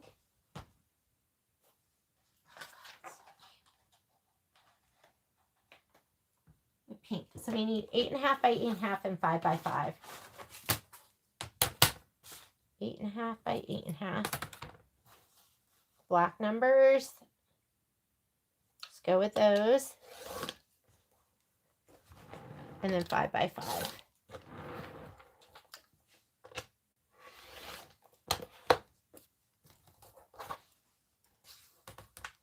And then 5 by 5.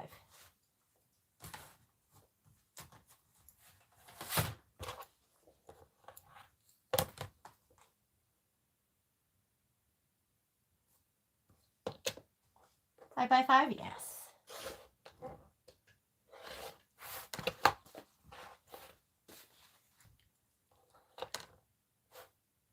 You got to get it. So cute.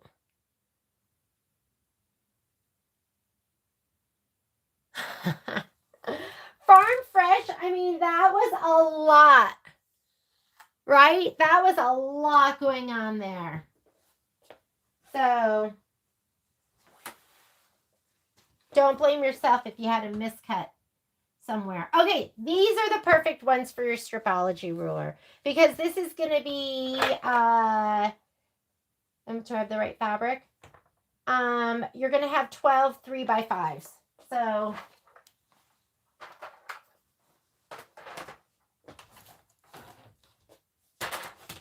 and this is 18, so we'll cut our 3 inches across. And this is also one of those things where I don't love folding, but I'm going to fold this over.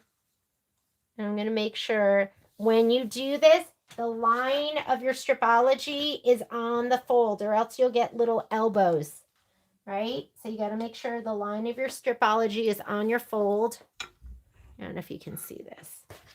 Move it over. Any one of the lines. And I'm going to clean up this edge a little bit. I'm going to make sure I'm on that fold.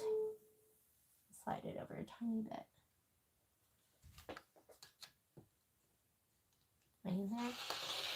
Okay, I'm going to do 3s and then we'll cut these down to 5s. 3 by 5s. Get in there. Let me look again. Yes. 3, 6, 9.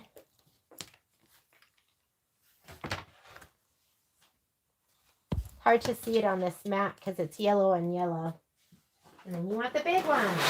We use the big one a lot at the store because we're cutting kits. So we're cutting lots of everything. I'm just going to stack these.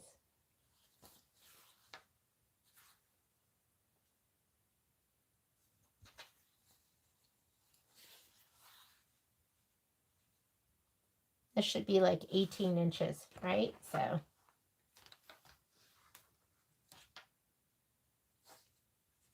we should be able to have, am I right on that line? Yes. Okay, put your hand here so your fabric doesn't budge. So 5, 10, 15. Oop, he scooted the tiniest bit, but that's okay. There's all my cuts. All right, what's next? Sparkle. What do we have here? This one we can just go back to the rotating mat. This one's going to be, do I have the right fabric? Yeah. 8.5 by 6.5. Or sorry, 8.5 by 10.5. This one, 10.5. And then this is 14, 15. Okay. Use my big ruler. And I'm just going to go 10.5. 10.5 and then we'll cut it down. 10.5.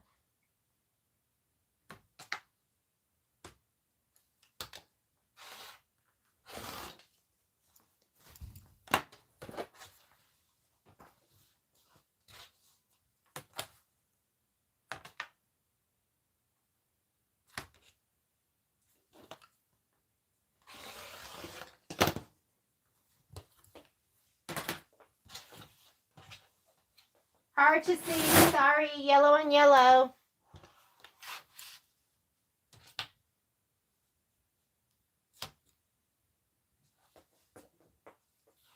Oop, gonna scoot them over a little bit. What is this one? So this one's gonna be, I have an 8.5, right? Plus a half, which is 9, so we have 14, 15.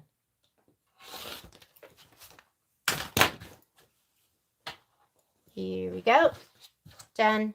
Trash. All right, what's next? We should do this one with the sunshine. This is going to be stripology too. Okay. Oh, you know what? I feel like this is directional. Does it matter? What are these going to be for? I think this is going to be pinwheel. So let's go ahead. We'll fold it over. Because, oh, we need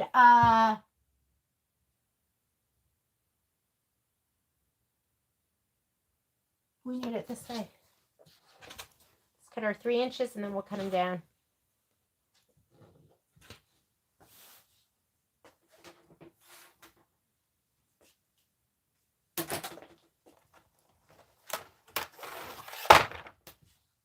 Sorry, you're seeing yellow on yellow.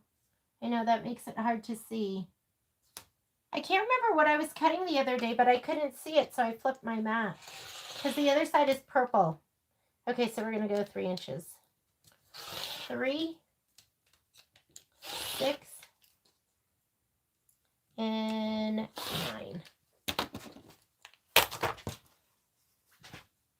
Let's open these up.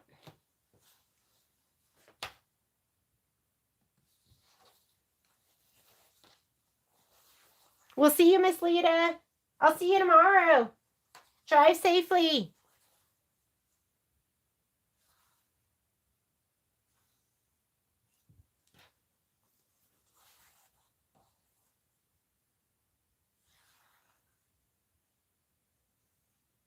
There we go.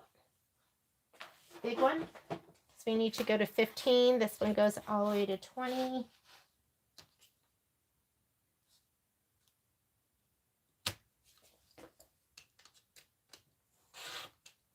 Five, 10, 15.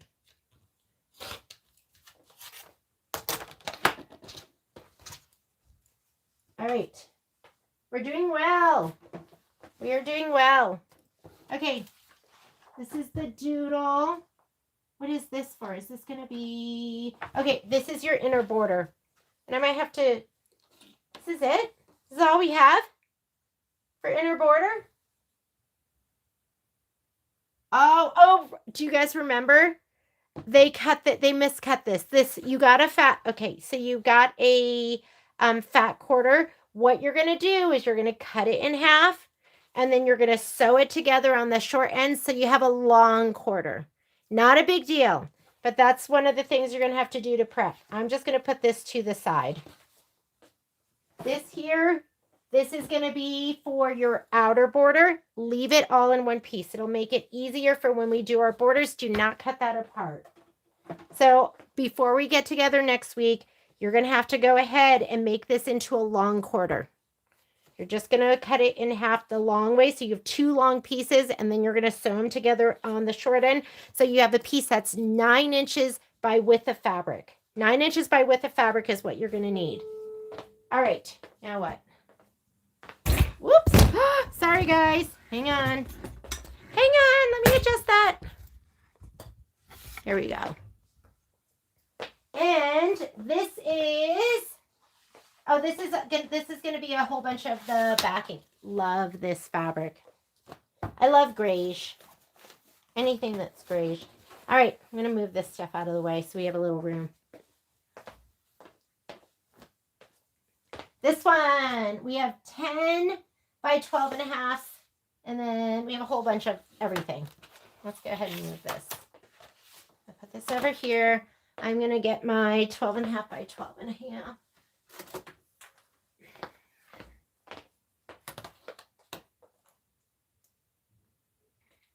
Oh, you wish everything was like pre-cut?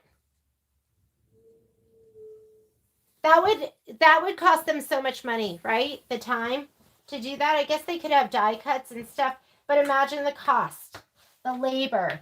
So they could do it, it would just cost more. That's all. 10 and a half. I'm going to cut this whole thing 10 and a half, and then we'll cut it down.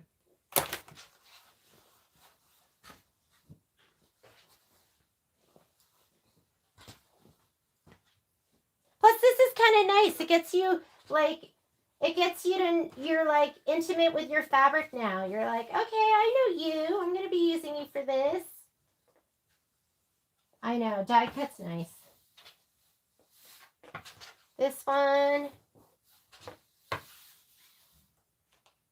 10 and a half. So I'm going to cut this strip 10 and a half. Put on your fold.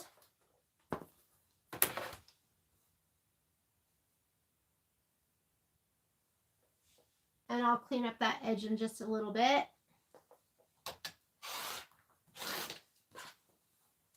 Use that later. I'll cut this down. I tell people, cut to your ruler. You're going to cut, if it fits to your ruler, cut to your ruler. And if it doesn't fit to your ruler, if it's too big for your ruler, then cut to your mat. Okay, this cuts to my ruler. And it's easier on your mat too. All right, now we've got to cut these down. And we've got a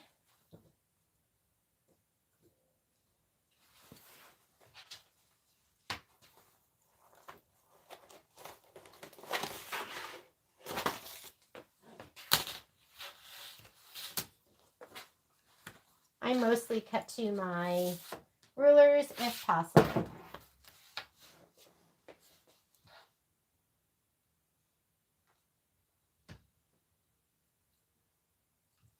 I'm going to cut off my selvage. And then what's this? This is going to be 10.5 by 12.5. And then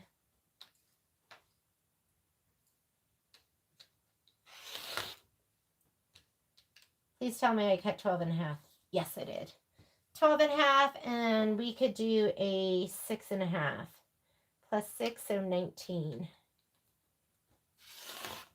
Okay, so I have my 12.5 by 10.5, my 10.5 by 6.5, and now I need my 8.5. I'll just grab this guy. My 8.5.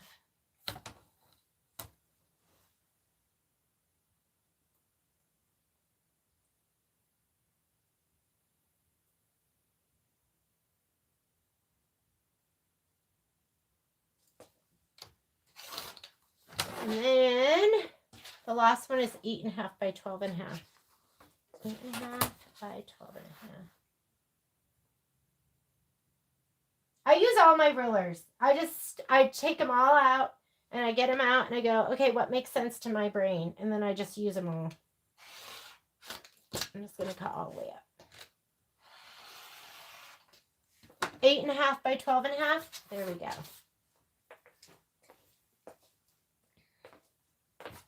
And now I have to do the other grouping. So 8.5 by 6.5, 2 of those. This better be 6.5, right?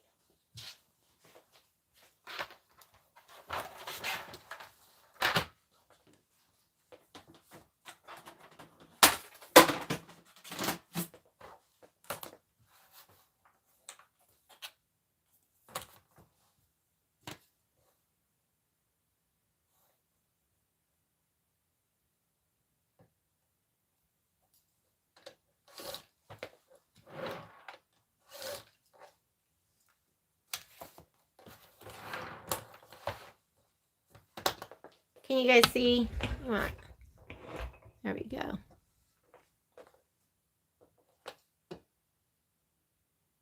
Oh, hi, Tracy. Well, I hope I'm not boring you to tears. It's just a good time to just get together and we can all stitch together. And then hopefully maybe I might have a helpful hint for you, but have low expectations, then you won't be disappointed. I love these because it just, I try to live stream on Mondays because it makes it so I get through my projects too. 4.5 by 8.5. So I need a 4.5 by 8.5. That's not quite big enough.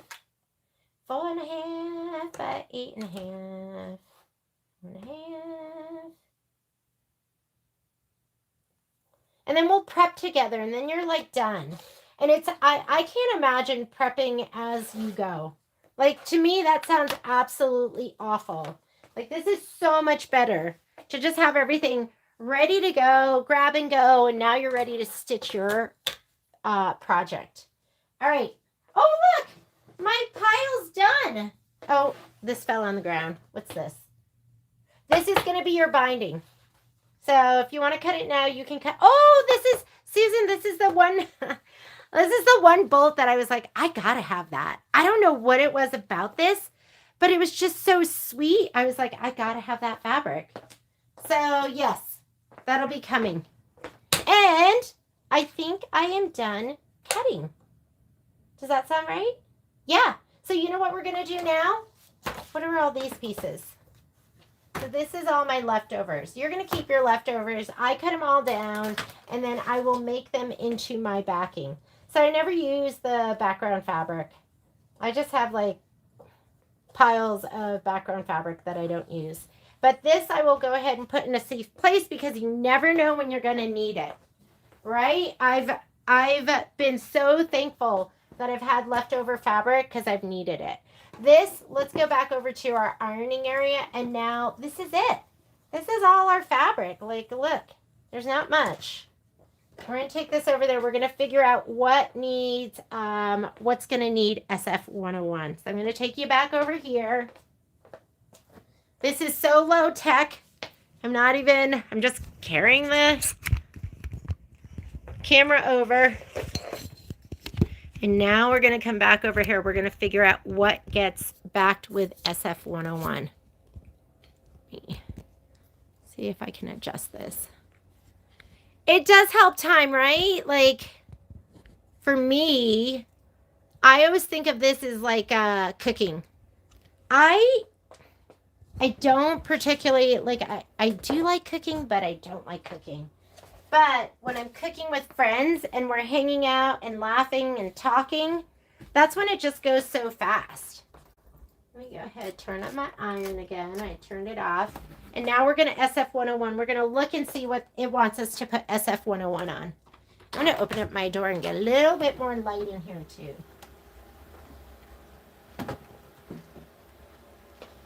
Alrighty. Hopefully I didn't make this too wrinkly.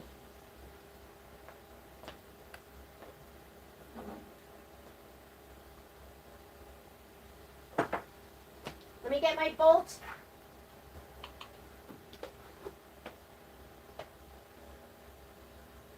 Where is it? SF101.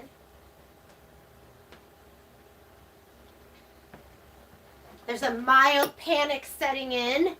I'm looking around my sewing room for my bolt of SF101.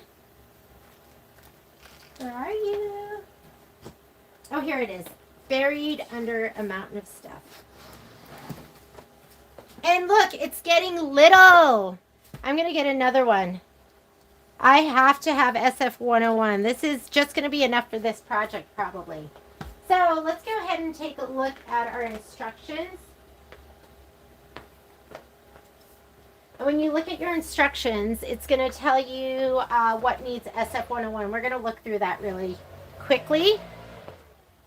And we're going to shut this door because now it's getting super loud out there. Today is, it is lawn day.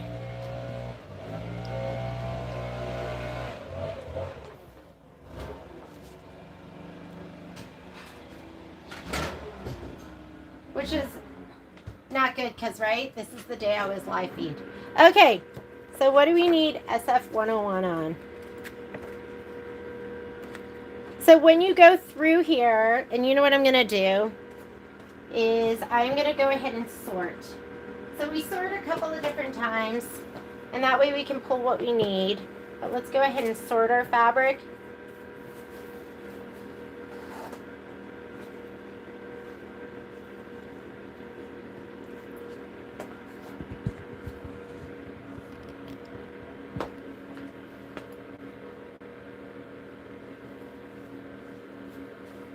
The bigger pieces are oftentimes going to be your background.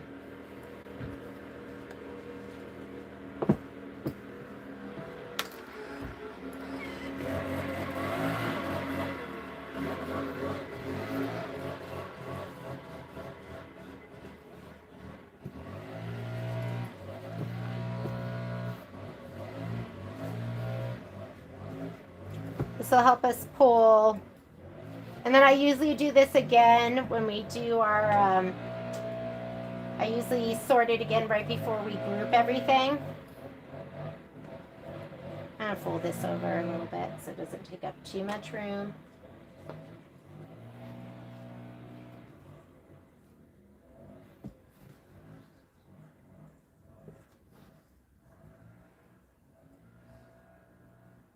Oh, here's that little piece that I know I'm going to lose. At least I'm going to try not to.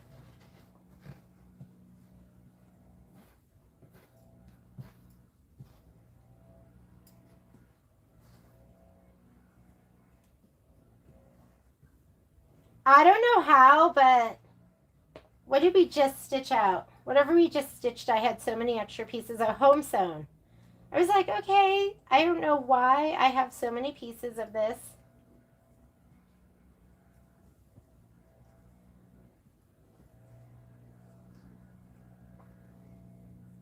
Okay, here we go. Now we're going to look at the book. I'm going to pull out all the background pieces because I'll press those down first. And I want them to be separate from the pieces that I'm going to be putting down SF101 on, if that makes sense. So, hi, Miss John. We've got our Florida girls representing. Okay, so background. And most likely the background pieces are going to be the big ones. I love this page. So when they didn't have it in Home Sewn, I was like kind of bummed about that, but hopefully they'll have it in the next ones. So you're going to have 1, 2, 3, 4, 5, 6, 7. All of these big ones almost are going to be, I think all of them are going to be background. So just grab all of these. 1, 2, 3, 4, 5, 6, 7. All of these are background. So I'm going to pull those to the side. And then this big sparkle one, there should be 2 of them. Both of those are going to be background.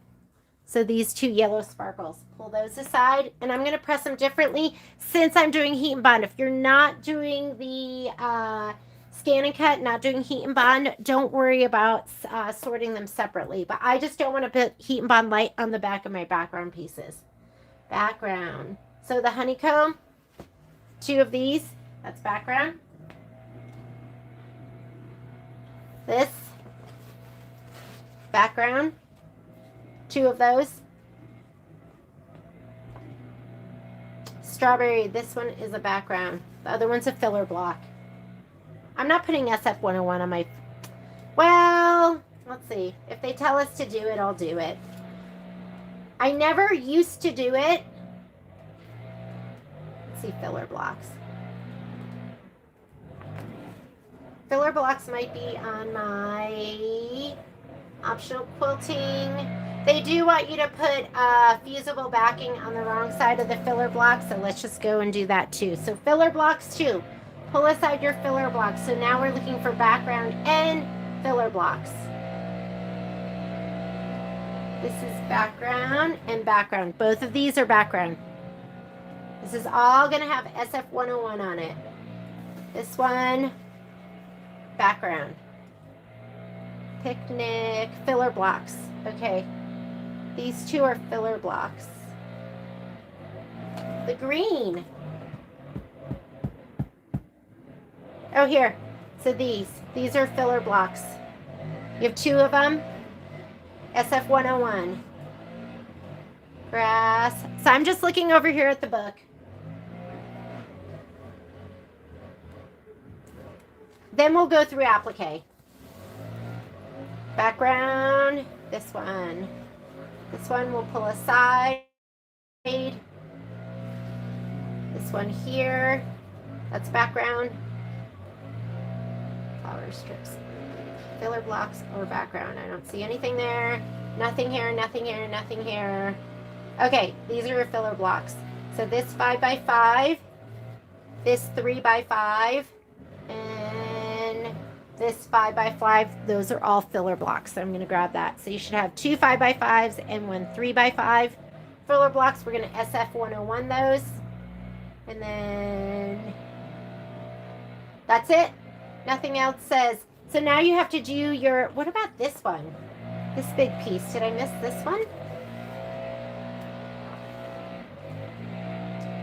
This one is a blanket right here. Oh, this is background. This is for the sun hat. So you should have grabbed that one too. Okay. I think that's it. All right. Now they're going to want, so I'm going to SF101 these separately because these are going to be backgrounds and filler blocks, and we do not need to have Heat N Bond Lite. Some of these are going to be our applique pieces, and we're going to pull those out right now.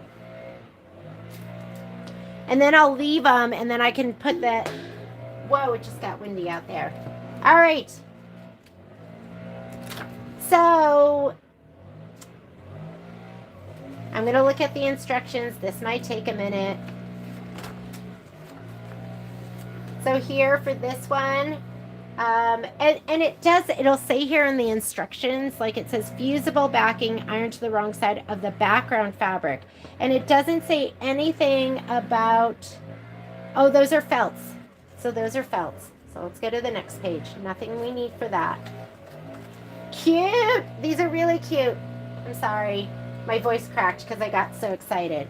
Wrong side of the background fabric. It is not asking you to put SF101 on the flowers, but you know what? I am going to do it because when you take it off of your mat, if you have the SF101, it doesn't pull and distort. So I am going to put it on the back of this one, and that's going to be my 2.5 by 2.5 inch piece right here. And the other thing I like to do, I like to have a ruler over here so I can kind of lay it down and I can go, okay, that's my 2.5 by 2.5. So I'm going to SF101 that. This is fabric for the lemon, and I think it's going to be this, and it is 3 by 3, and it says iron to the wrong side of both fabrics. So we need the 3 by 3. Which, you know, to me, I go, why not the other one? So I'm going to pull these aside. These are going to have SF101, which is just Pellon's fusible backing. You could use a Kimberbell product or whatever else. A lot of the manufacturers sell their own. But I'm going to be using SF101.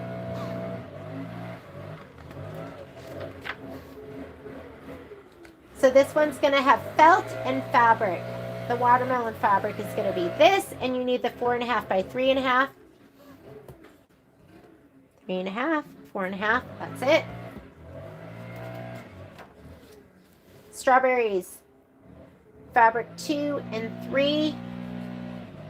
So we're gonna need, that's felt, this is fabric 2, and then this is fabric 3. So fabric 2 is 2.5 by 2.5, and fabric 3 is 3 by 3.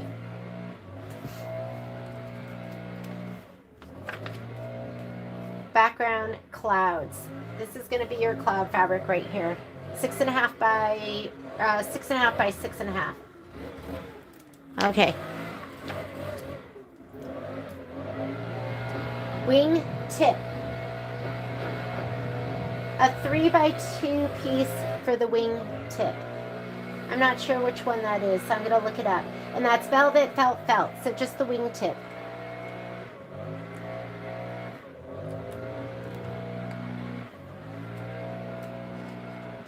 Okay, wingtip, it's the midnight fabric, which I don't even remember.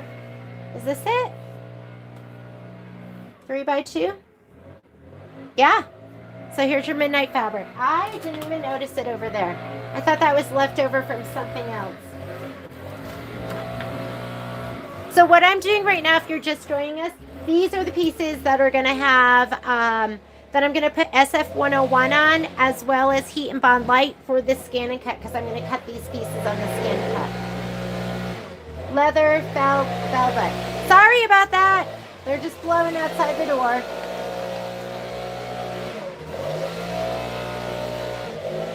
That's all specialty material. These are going to be fabrics for the kite. So the kite needs this, I think. 2.5 by 3.5. And then the kite also needs this, 2.5 by 3.5.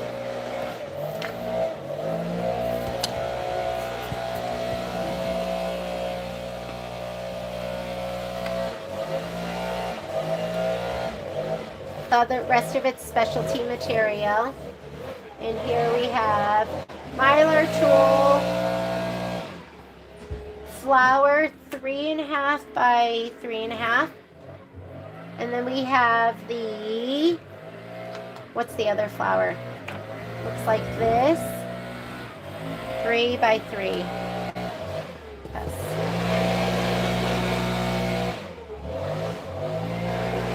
Sorry guys. Fabric, micro velvet. Fabric, velvet.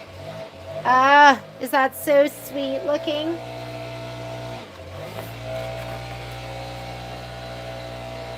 Flower centers. What are the flower centers? Not sure.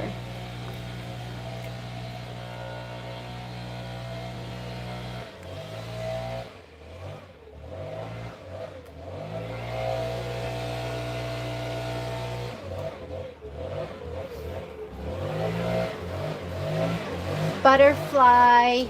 Okay, we have to look for butterfly. Background.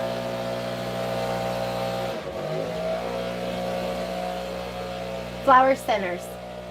I don't even remember this.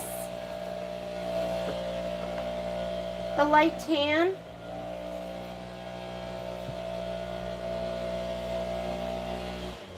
Hang on a second. Oh, look. I never cut it.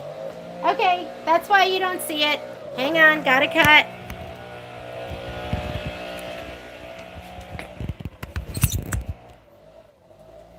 That one never got cut. That's why we don't remember it. All right, so this is gonna be,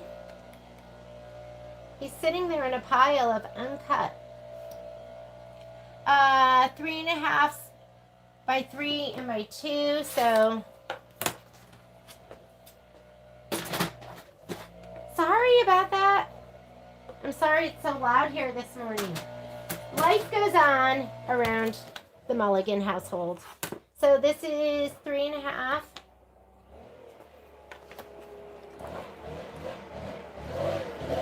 Oh, he's back again.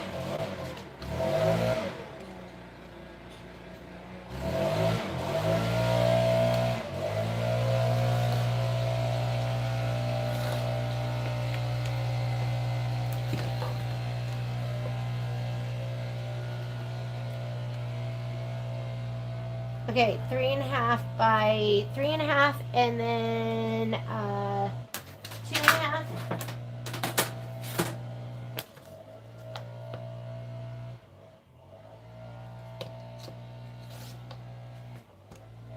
Three and a half by 3, actually, because I cut it 3.5, and then the other one is 2.5, so it will be 5.5. And then the last piece has to be 3 by 2. 3 by 2.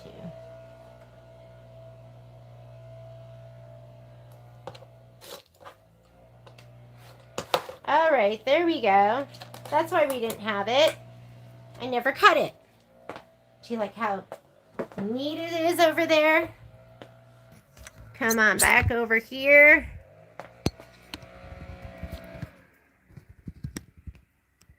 All right. What's this?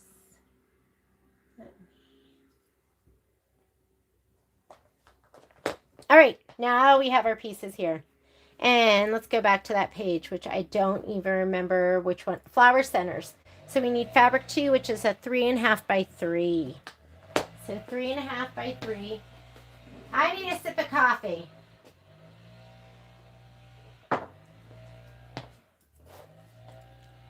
Three and a half by 3. That's the one. The rest is all specialty material. And then this one, background, and then the blanket. The blanket was that big piece of fabric, but how's that blanket being used? Oh, it does get laid down on the center. So this is our blanket fabric.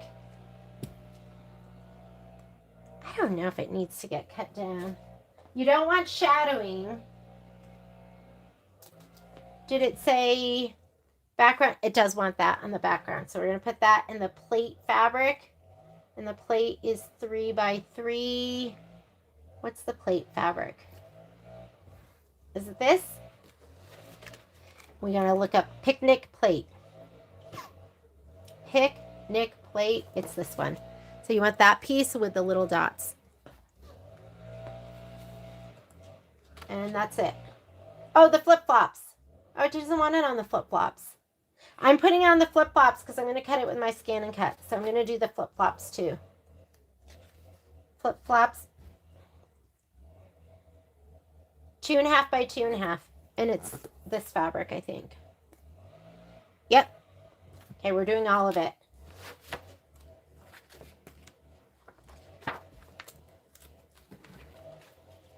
The rest is specialty. You've got a lot of specialty fabric in your embellishment kit.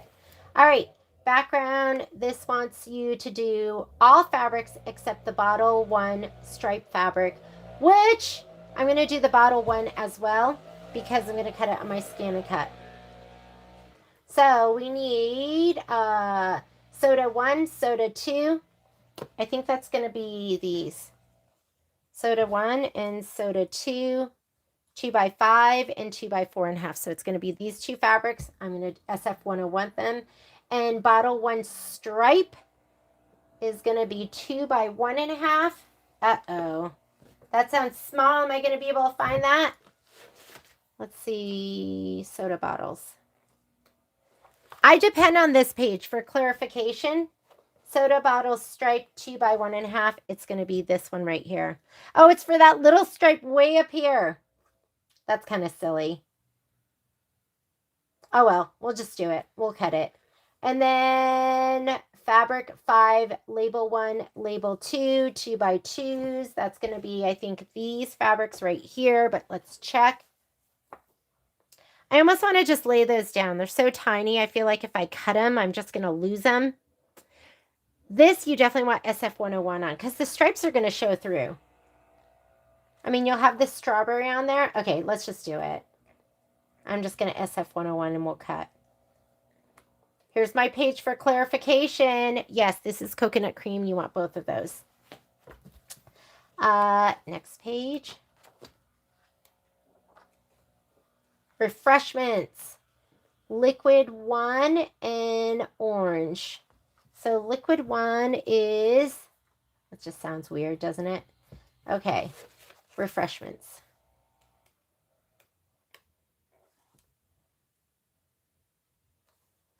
We've got the orange fabric, 2.5 by 2.5. That's going to be one of these right here. And then we have liquid 1. Oh, liquid 1 and orange. Oh, they're both. I'm confused. Oh, this goes to the orange right here. So one's for the liquid and one's for the orange. And they're both 2.5 by 2.5. All right. Okay, we got those. And then liquid 2, 3x4. That's going to be this guy right here. 3x4? Yes. And then we have vinyl. Let's keep going. Here's our grapes. We need grapes A and grapes B. Grapes A, 3.5 by 3.5, and grapes B. So this one, I think, is grapes A. Yes, 3.5 by 3.5. And grapes B. What's grapes B? That all looks like felt. All right, let's look up grapes.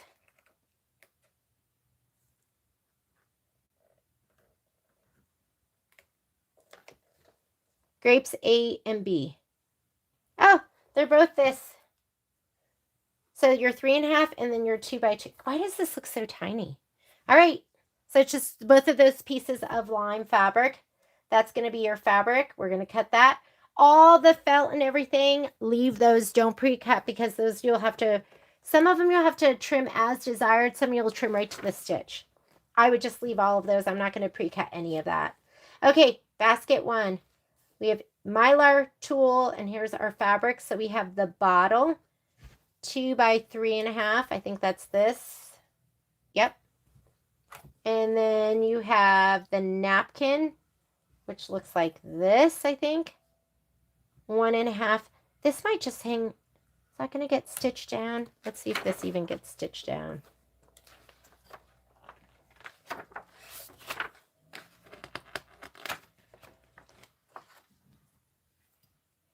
Basket, basket. See how it's a raw edge here? So I'm not going to put this over there. I think it'll just get stitched down. You kind of just want to leave it. Unless you want it to not fray, you could back it. But I'm not going to back that piece. Yeah, I would appreciate a thumbs up. I always forget. You guys are so good at remembering. Thank you so much. Okay, bottle, napkin, light brown leather. We're done with that page. I know this takes time, but you'll be happy that we sorted it.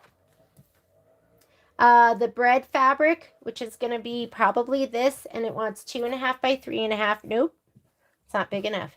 This one. 2.5 by 3.5. And then the rest is the leather. Here we have our background, our bread, which is the 3 by 2, this one. Let's back that. And then we have the bottle. That one's going to be 2 by 3. That's your ice castle. And then the label, 2 by 2. I think it's going to be this last one. Oh, is it this one with the... You can always look at the pictures here too. Let's see it. Yes, this is going to be it. This is going to be the cream linen.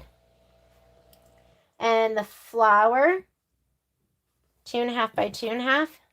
Yep. We call it Pigger in the store. Pink grapefruit is what it stands for. And the napkin again, I would go ahead and just not do anything with that one. We're just going to keep that. And that's it. Okay, the pinwheels. Nothing. It doesn't want you to put anything on the back of those. And I wouldn't, when you're piecing in the hoop, it makes it really stiff and just more to deal with. So that's going to be these two fabrics. So just put those to the side. No SF101. And then you have these. So this fabric and this fabric. Oh my goodness. Did we really do that great of a job? I never have it where my fabric is even and right. I always have too much or too little of something. All right, done with that. Let's go ahead and SF101. And we're going to SF101 them separately.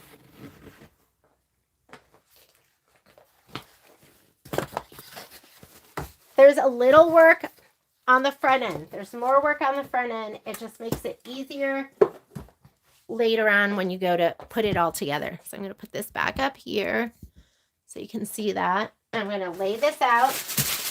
And I'm going to grab another bolt of SF101. SF101, it comes on a 25-yard bolt. You'll go through it. And I'm going to, and we do it, if you buy a whole bolt, we do it at 30% off. And usually we have many bolts in the store. Every once in a while we'll get a run and you might have to wait. It takes about a week for us to get it. We order it from Moda. We love Moda.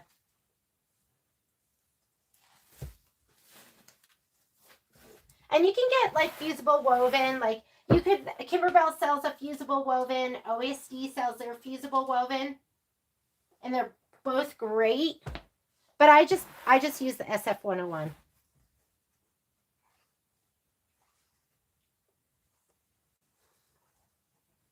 All right, we're going to iron it down, but we're not going to iron it down super well. And the reason for that is we want to be able to make sure there's nothing sandwiched in between, and we'll give it a final press over at the heat press.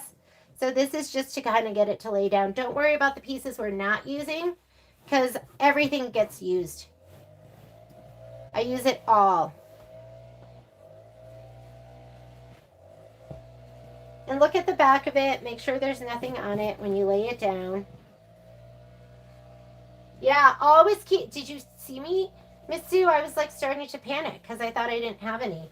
I like to leave a little sliver of where you can see the SF101 because I don't, I'll cut on that line.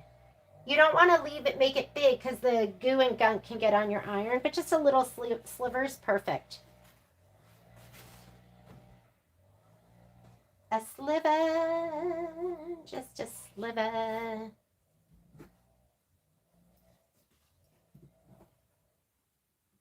What do I have that's a little bit bigger?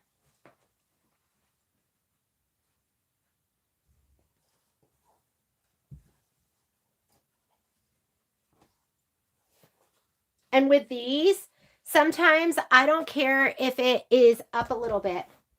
Because you know you're going to cut off for the background. You're going to cut off about an inch all the way around. So I might snug that up and snug this down. And so now these are both off about 1/2 inch. That's okay. These are background.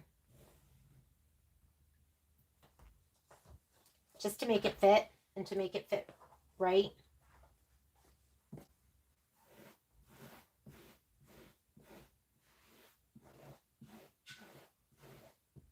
just be conscious of that. Like pay attention to that when you go to put it, when you lay your pieces down. Make sure that the SF101 side is on your completely in the hoop, in the part of the block. So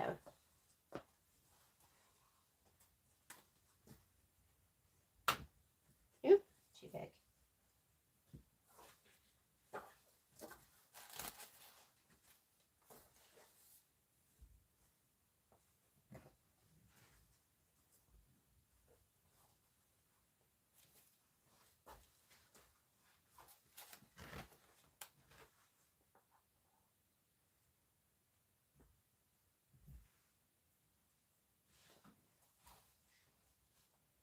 Okay, we'll start with this and then we'll scoot it down. So again, this is just like, this is not your final press. I'm going to do my final press like back in the day before I had my heat press. I would press from this side and then I would press from the other side. So I would do this side, and if you don't have a heat press, that's how I would do it. So press from one side and then flip it over. Use some just use some moisture and then press it down again. But when you flip it over, you're going to look to see if there's any stray threads or anything in there. This is just make it kind of stick down. This isn't a great press that I'm doing right now. I'm going to fold this up. I'm going to scoot it down, and then we're going to add more.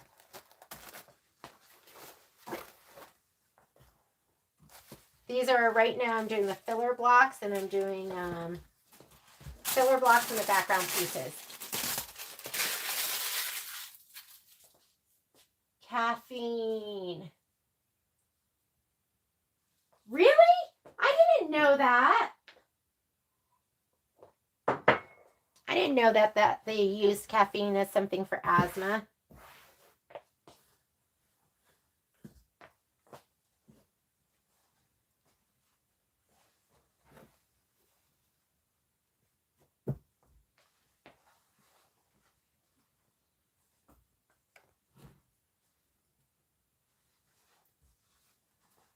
Do you have any littles?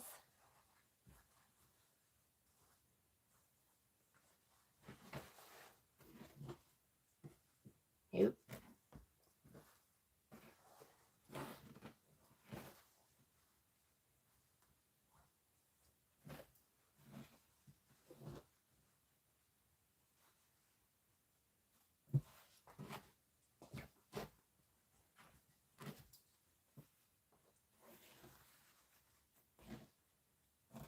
I need that little spot right there. And make sure you don't press it upside down.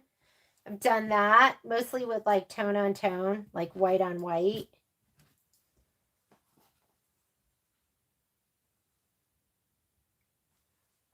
Maybe you have something smaller. It'll fit in here.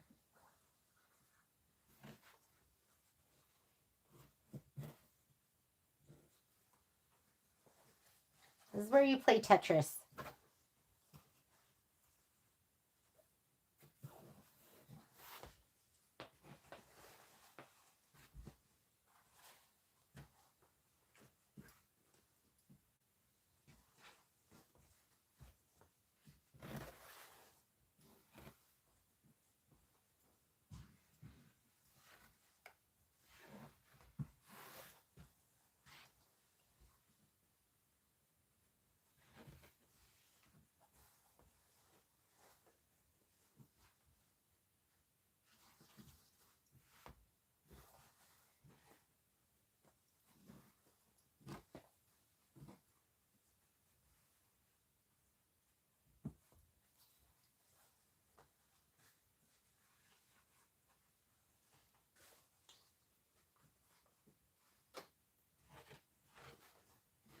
Let me go square, square.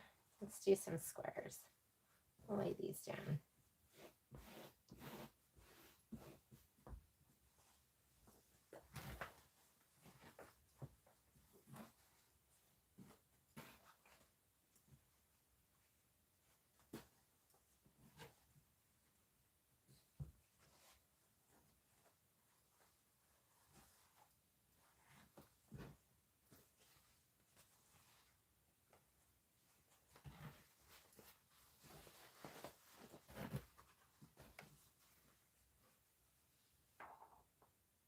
Sorry. This takes me a minute just to like lay everything down and make sure it's done effectively and efficiently. Let me get all my squares that are going to be all the same size.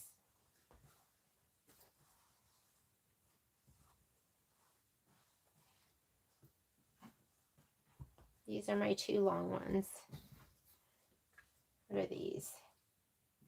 These are some itty bitties. My 5-inch, my 5-inch, my 6.5, and this long skinny one too. Okay, here we go. Let's do that.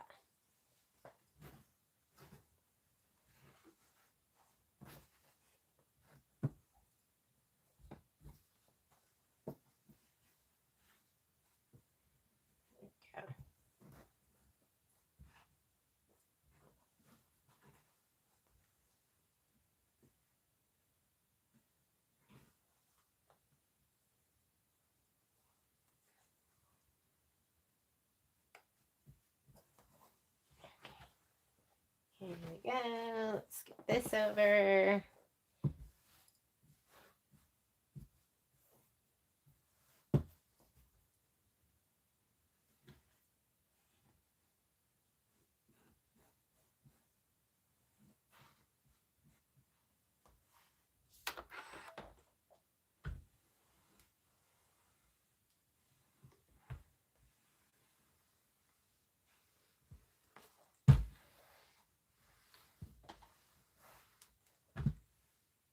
Okay, be mindful of spots where you don't have that SF101. I don't have it all the way at the very top.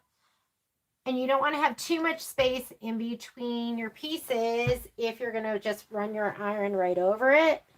So just pay attention to that too, okay?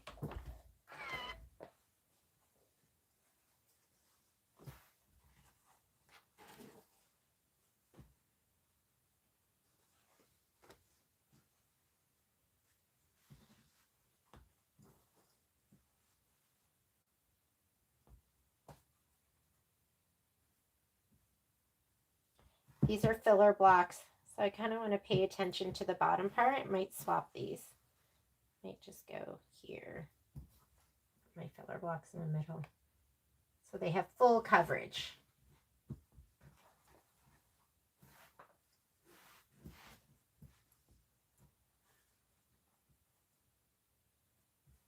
How you guys doing? I know you're not all working on this. What else are you guys working on?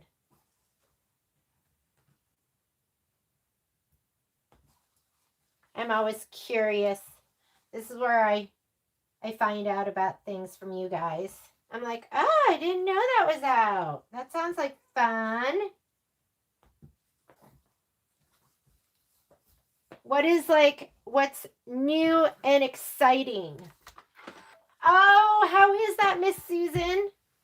I was looking at that with somebody in the store, and I was like, should we? But you already picked out your fabric. I was like, what should we do? Should we kit that?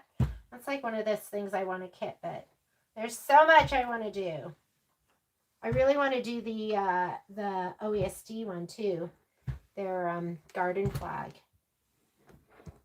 Okay, remember, I have a little spot right there without any SF101. You would just want to pay attention to that. And press it down, but don't press it down like perfectly.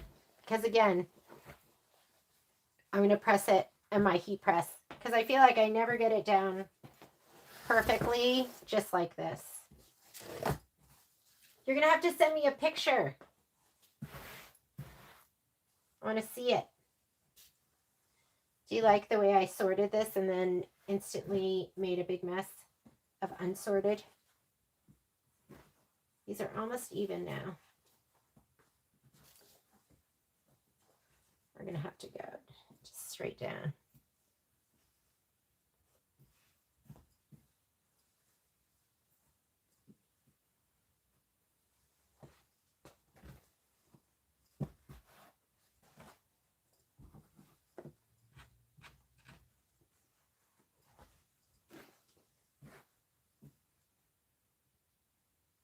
I love Jeanne Babick. I love her stuff.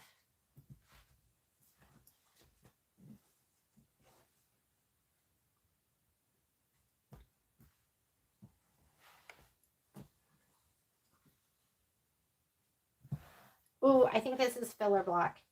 So I want that to be, I want that to look nicer.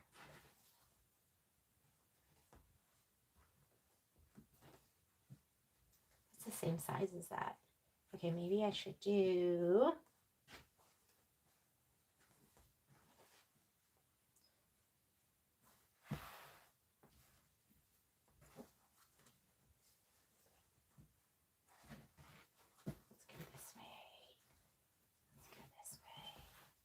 There we go. That's better.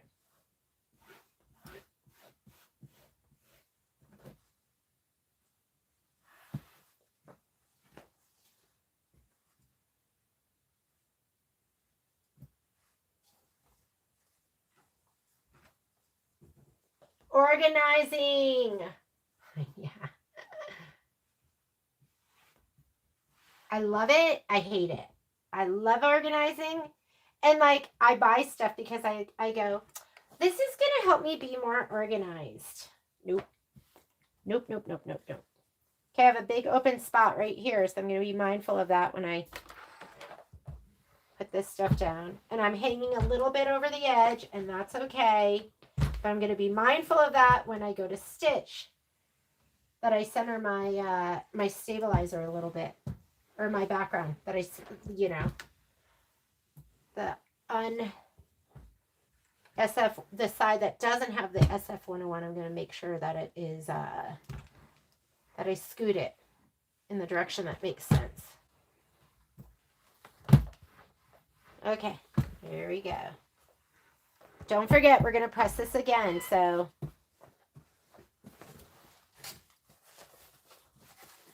hope I have enough for the other pieces too, right?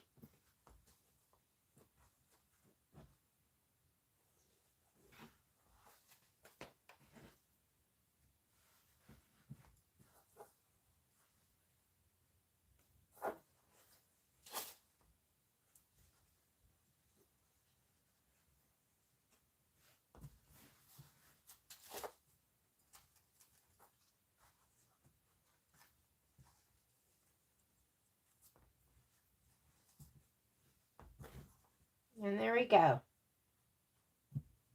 And that'll be good enough, right? It's not perfect, but it's good enough.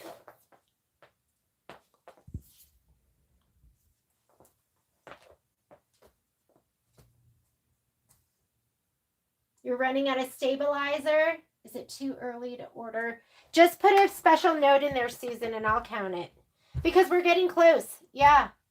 They usually, I've been trying to do it so it's like when I ship them out, so we can just ship everything out together. But just put a special note in there, and I'll count it. You know me, loosey-goosey. Plus, I appreciate you guys so much, and I don't take you guys for granted. I know you have lots of options, and so I just appreciate your business. All right. Okay, I'm going to go ahead and hand cut this, and then let me turn on my heat press. Oh, God. The heat press! It's buried! Guys, this is embarrassing. Oh, no. All right, I'm just going to cut this away, and then we'll do the other one. We'll do the... And I'll use my Teflon sheet because I have a couple of spots that are kind of open. So I'm just going to trim this away. Just with my scissors. Don't tell Penny. The heat press is over there. It's covered right now. Someday I'm going to use my heat press like a normal person. Which, like, there's so many, like, wonderful things to do with your heat press. Like, I want to do sublimation, and I want to do rhinestones, and I want to do vinyls. Right now, my heat press is my Affix, your SF101 tool. Is that just crazy? I just don't have the time to do it all.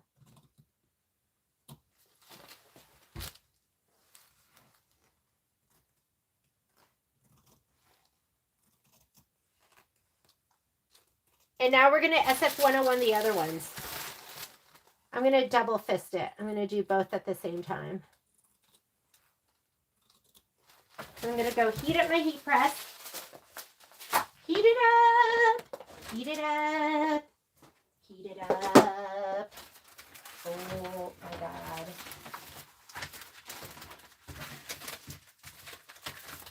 It's so embarrassing.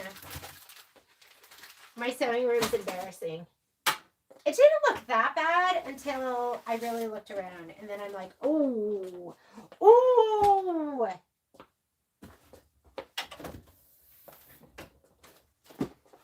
I turn it on. Hang on. Power, unlock. And it's setting up.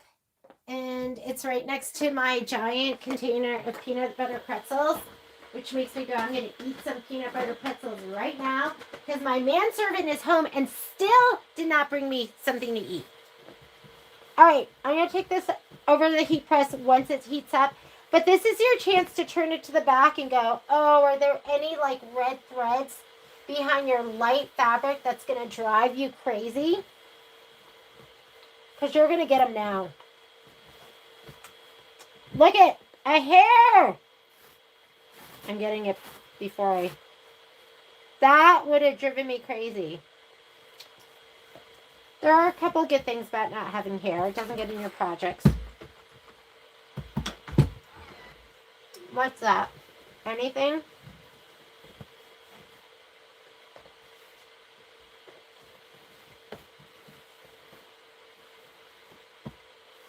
Looking good. That looks pretty good. I don't think there's anything else really under there. I'll cut off this back stuff too. Ah, do you see this? It just fell right off. That's how not well this is adhered. It's not adhered well because I'm going to do that on my heat press.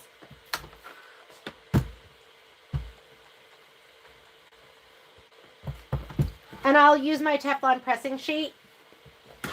So this won't get on it. And this stuff will all get used. Maybe not this little strippy strip, but any of the bigger pieces, I will use them all.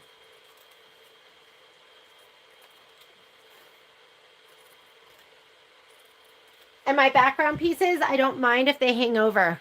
If they hang over about ½ an inch, because you're going to have an inch, about an inch all the way around. Okay, let's take this over here.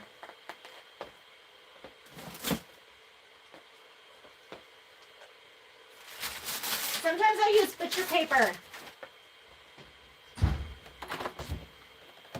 Okay, you promise not to judge me because it's so messy over here. It's so hot. Why don't you turn your heat off? I'm comfy. Maybe you're hot. Will you now have your heating the go outside? ahead and turn it off for me. You know, I'm not complaining, but I'm just saying that somebody didn't bring me any breakfast. I am just about to make my own breakfast, and I was planning on bringing you a beautiful breakfast. Yes, dear. Happy wife, dear. Happy life, remember? Yes, I do remember. Yes, I'm blinking 3 times. Things are not okay. All right, here we go. Now we are going to do, I'm just playing with him.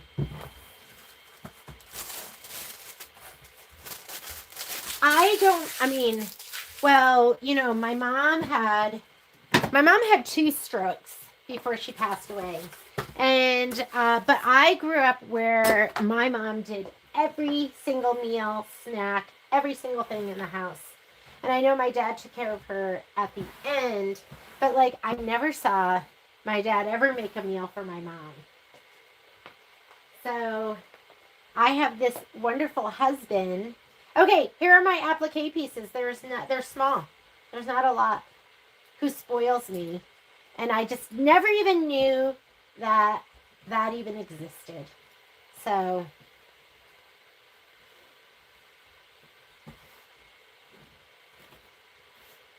and so we're going to go ahead and I'm going to SF101 these, and then we're going to do Heat N Bond. We're going to go straight to the Heat N Bond. And so these will be ready to put right into the cutter. right into my Scan and Cut. So layer it on.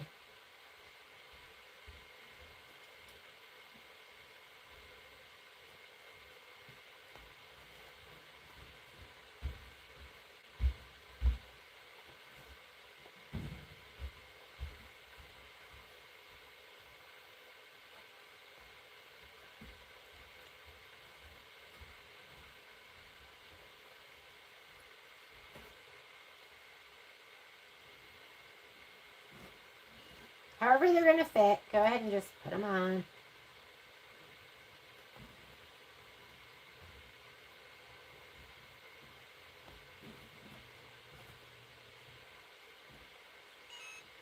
Whoop, it's ready. Just went bloop.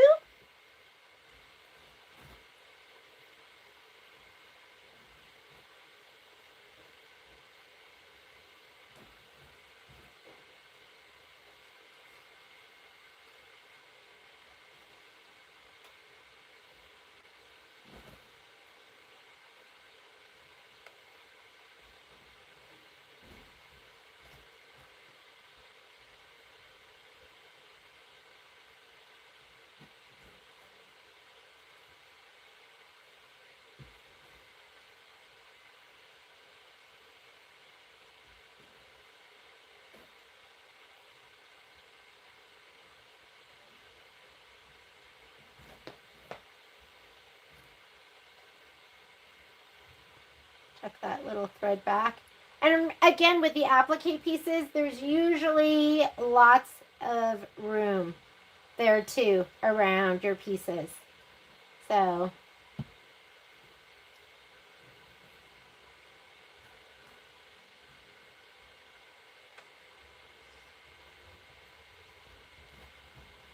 but it'll be so much easier laying it down once and then cutting it than layering it, cutting it, and then layering it down again.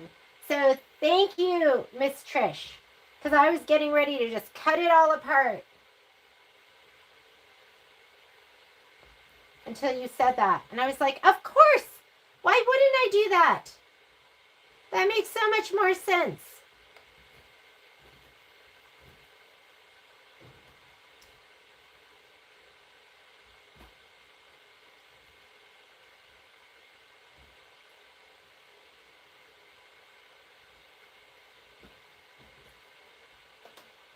Yeah, we want to do what's going to be fastest, but also best results. Best results, that's important. You want best results.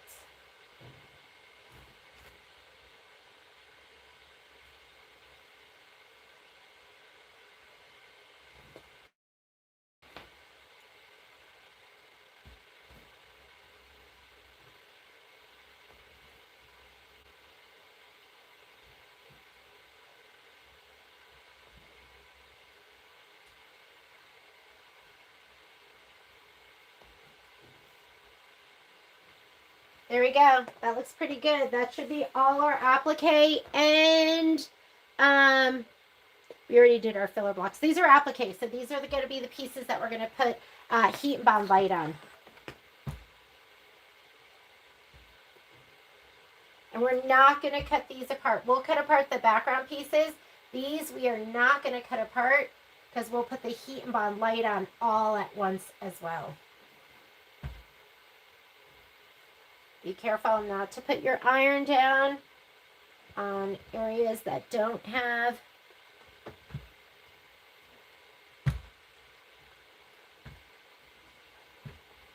you don't want to put it on the exposed areas. And I'll cut some of that stuff away.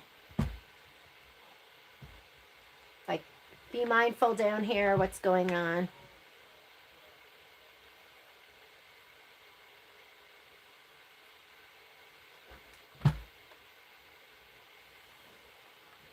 Okay. We'll flip it over. We're going to take a peek. Make sure it all looks good.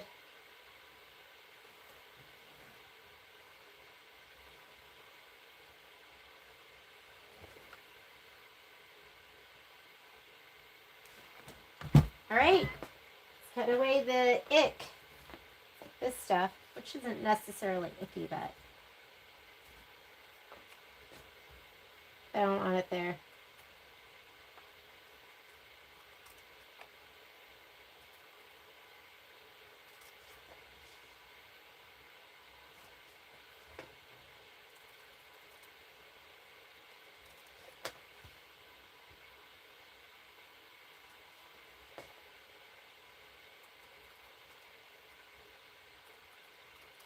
So, I do, a lot of times I will SF101 my, even if it doesn't call for it, because like I said, when you pull it off your mat, if you have the SF101 on it, it doesn't distort. Like it doesn't stretch and distort, especially if it's like something round. So then I'm not as careful when I pull it off of my mat.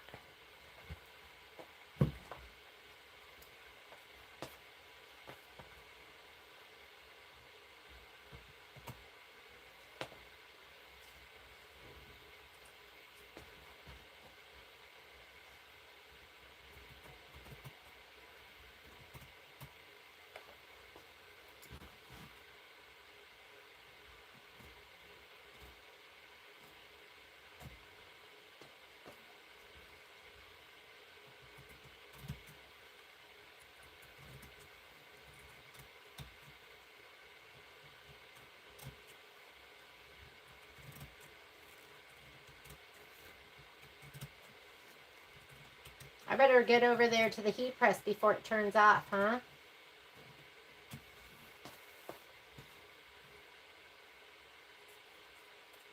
Okay, I'm going to try not to be stressed looking, but just keep in mind I have resting, stressed out face. I just look stressed all the time when I'm in my natural state. And that means when like nobody's looking at me.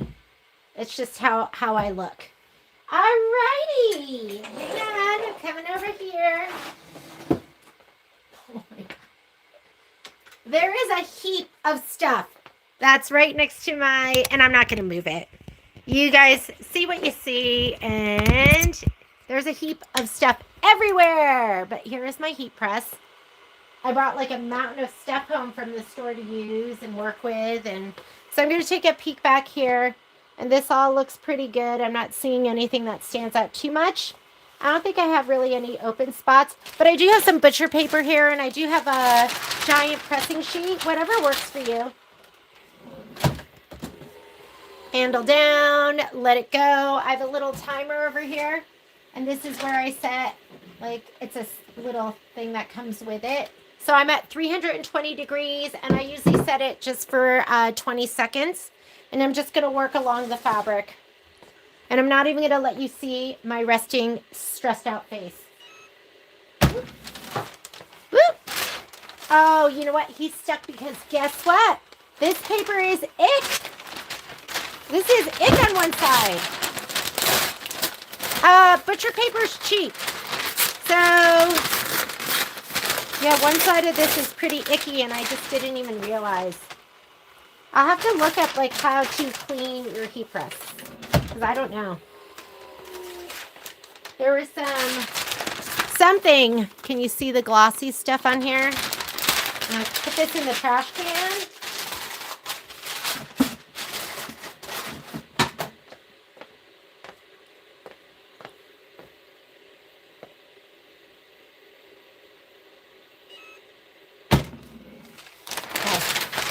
I'm just going to swing it. And this, it's just going to be perfect. I could have just done the Heat N Bond Lite on it too, huh? Probably should have just done that. I have not been using my heat press for the Heat N Bond Lite. Should we try it? Should we do it for the first time? Ever since I had that bad experience, I've been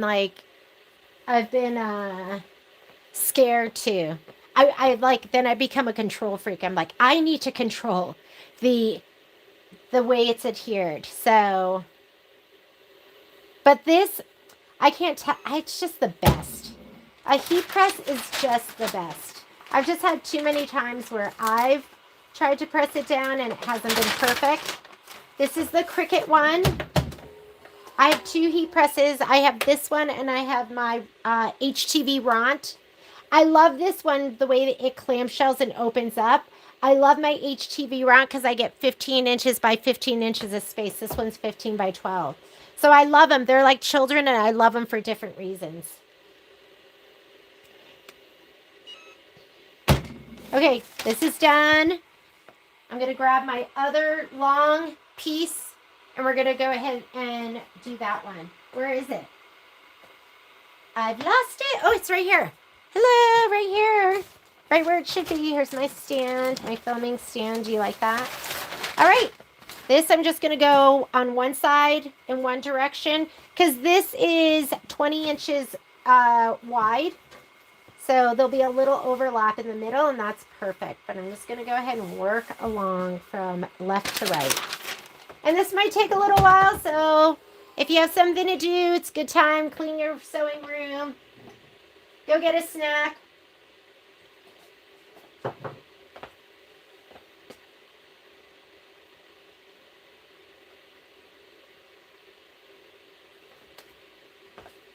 Oh, yeah. Well, Lita, I'm like naturally a righty. So the only thing I do with my left hand is I cut with it. So I've been thinking, like, because I'm okay cutting with my right hand. Like I cut with my left, but I can cut a little bit with my right. And I think that's because I'm a right-handed person naturally. So maybe it makes me a little more coordinated with my right hand. But yeah, sometimes it's just convenient to be able to just cut with both hands. I can't cut well with my right hand. Like if you wanted me to cut fine things, but I'm good at snipping. I can do my applique. I do both.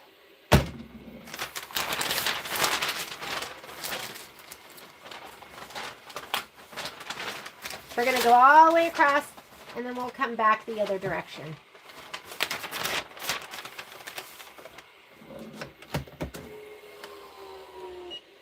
I probably should have used my Teflon sheet because there's a little open spot right there, but oh well, we'll just make sure. It's going to get stuck, isn't it?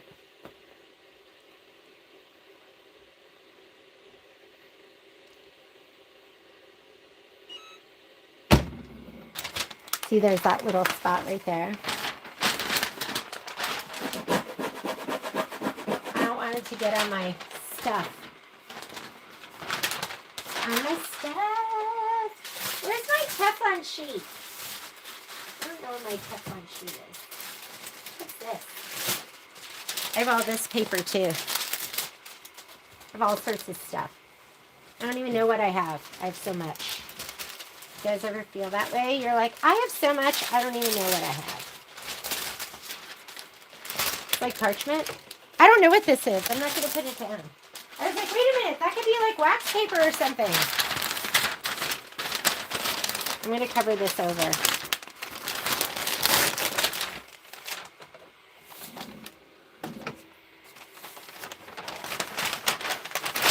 I'm covering over that little spot.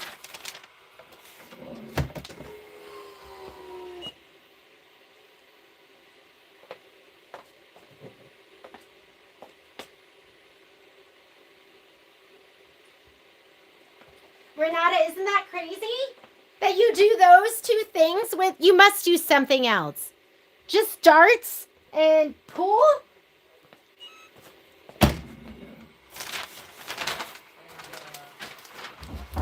My mom told me, like, they called her from, Jeanne. yes. Oh, thank you. Thank you, thank you. Yeah.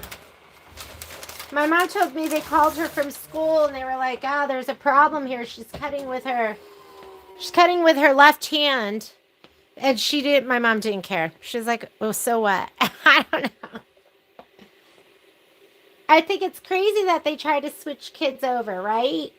From being a lefty to being a righty.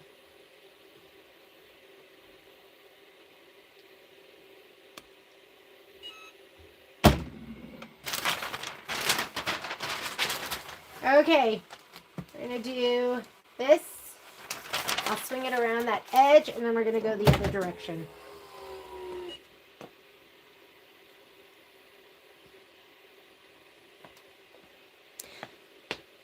I just found that when I just ironed it myself, number one, it took a long time. I think it took longer than this. And number two, it was never adhered well. Like I feel like I still would get bubbles in it, or the corner wouldn't be pressed down or something. So now that I do it like this, it's always perfect. It's always perfect. And that's what I want. I like perfect. Okay, so now we're going to go back the other direction. Resting stressed out face. Because I start thinking, I'm like, what do I have to do? What do I have to get done? What's going to happen tomorrow? Who do I need to get that for? My wheels start turning.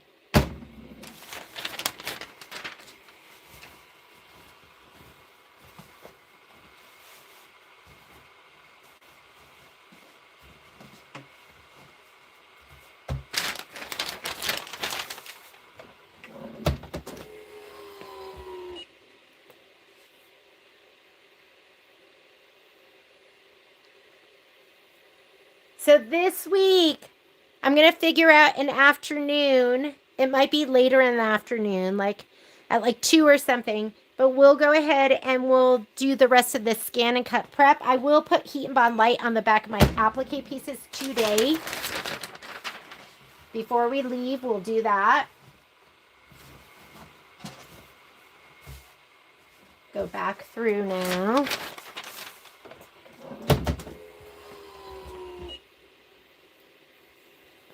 Looks so good.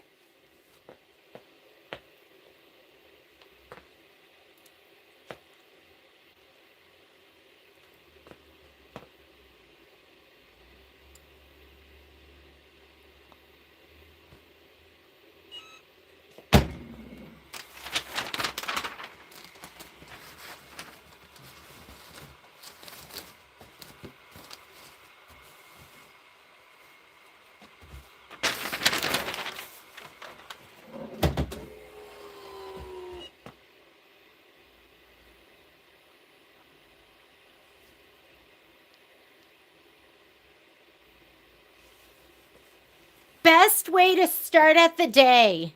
Just, you feel good, right? You have something done. You're like, I'm ready. I'm ready for when we get together.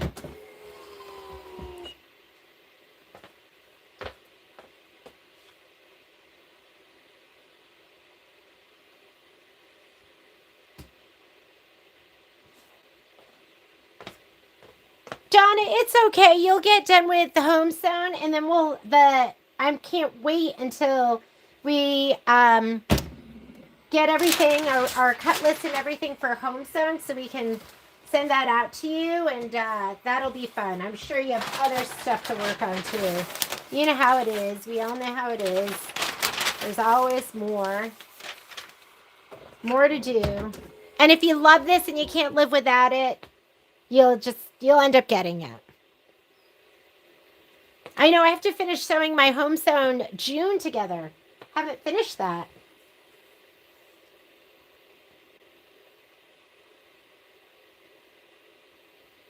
Okay, and then we have one more press. I think that'll do it for us.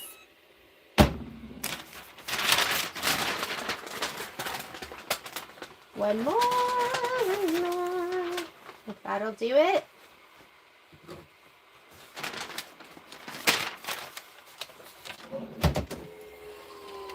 And we are set.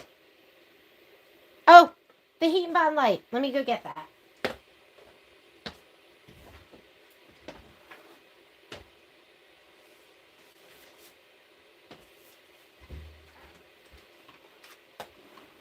Heat N Bond Lite is I think it's 17 inches.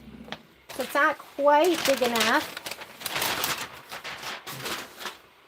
Let me see, are we well adhered? Perfect. Okay, I'm going to turn this off. We'll let it cool down. And let's come on over here. I'm making a fine mess. Here's the hand, so you don't get dizzy. That's what the ladies do at the store. They're so nice. I just carry it one side to the other.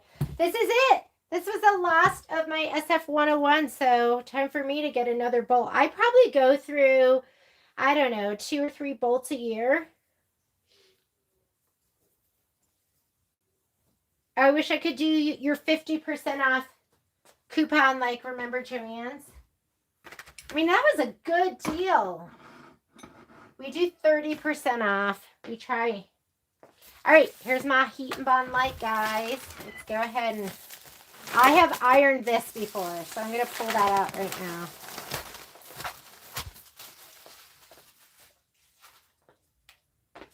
We're going to Heat N Bond this whole thing.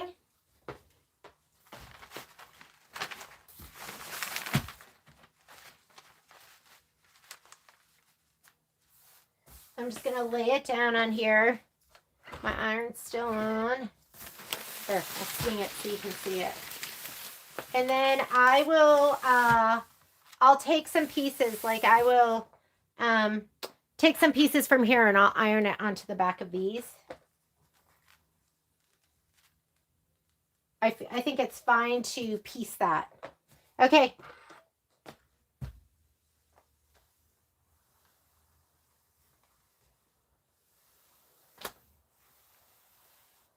Be careful, be mindful where there is nothing on top of that heat bond.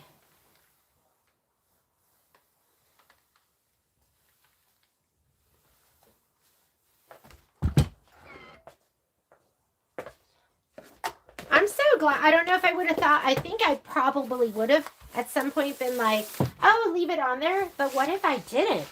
And then I just kept cutting it all apart and then laying it back down again. What a waste of time.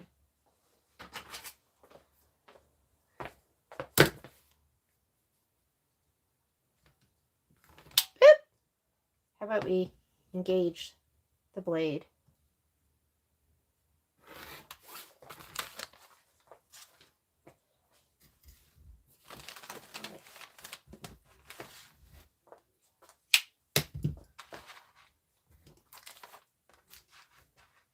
Maybe it'll be easier with the blade to cut this.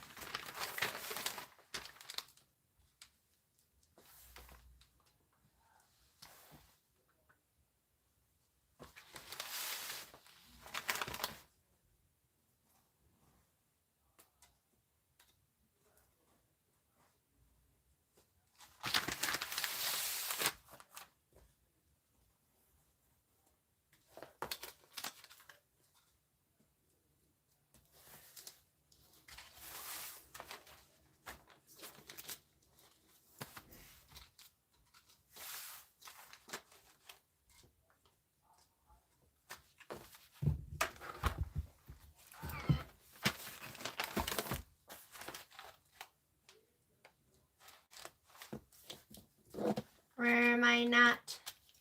Where am I still connected? Right there? Okay. Like that.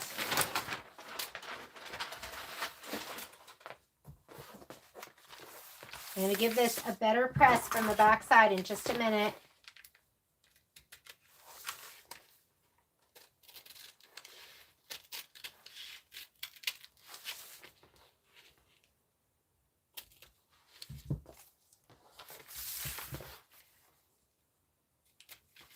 get these pieces out of here. All right, flip it. But you need to get some right here.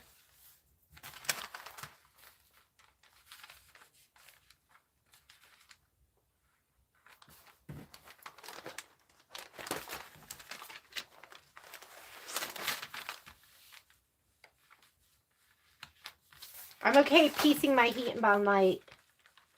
I'm going to just press this on and then I'll trim it from the front side. And I'm going to be really, really careful not to get that on my wool mat.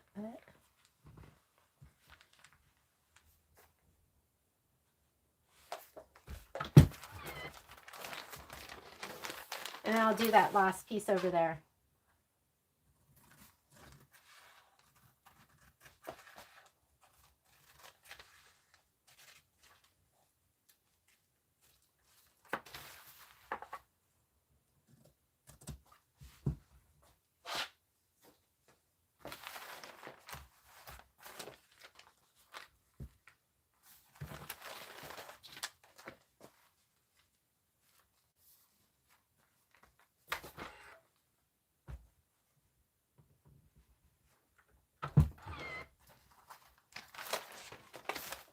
And then leave that paper on. I mean, we're going to cut our pieces, but leave that paper on. I would get so excited to like rip off the paper. And then if I didn't use it right away, it would get all gunky and icky. All right, I'm going to give it a really good press from this side.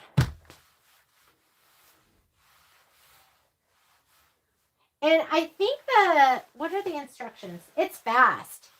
Like, it is fast. It is, let me look. What does it say?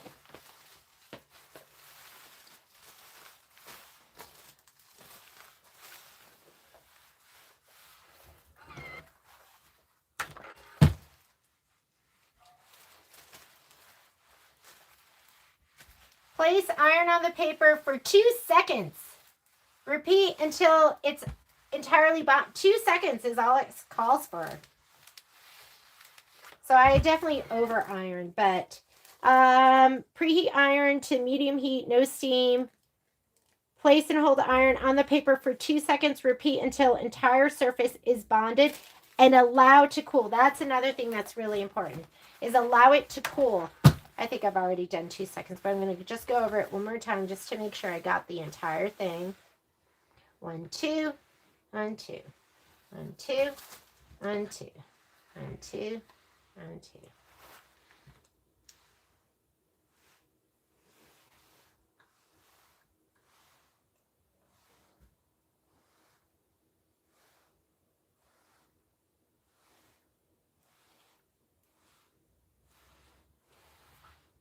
Allow it to cool because I've ripped it off because I got so excited.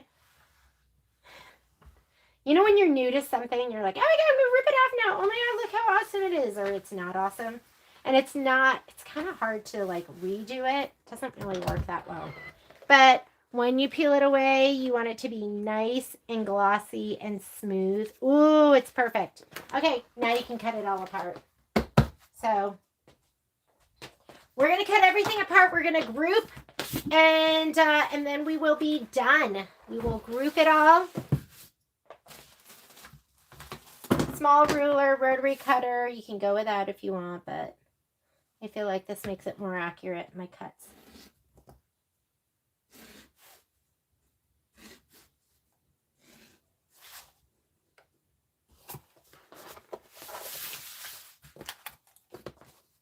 Home stretch, guys. The batting too, we should cut the batting. I usually will cut the batting right now as well.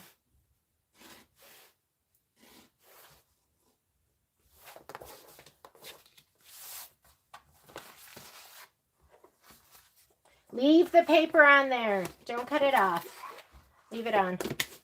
Leave it on until we cut. Until we get ready to cut.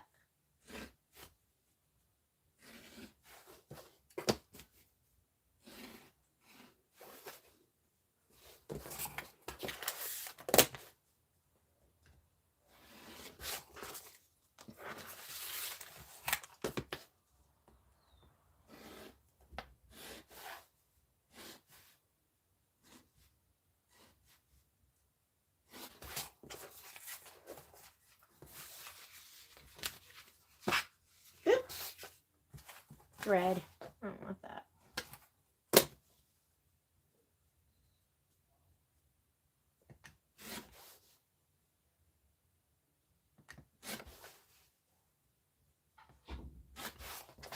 Oh, I can hear land sharks at my door.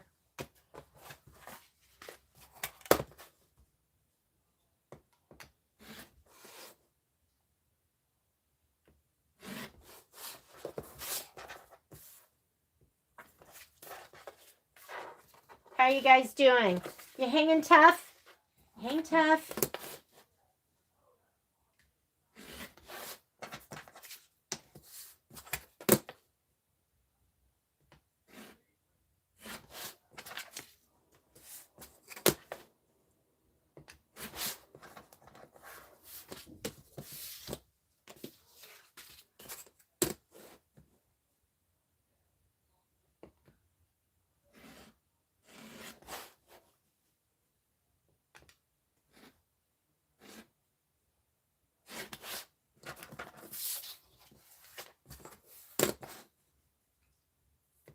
And then we'll cut apart our background pieces.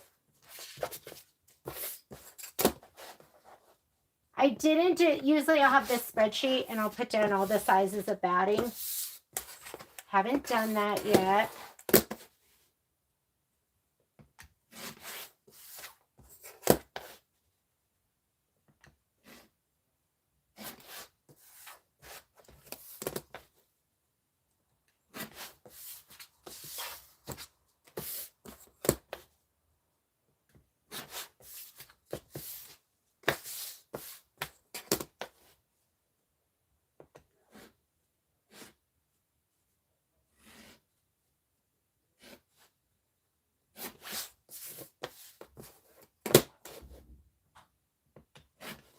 Hang on just a second.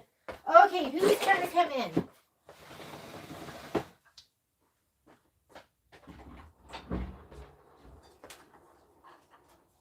Although I gotta hide the food because they'll try and get it. That's probably it. The land sharks smelt food and that's why they're here.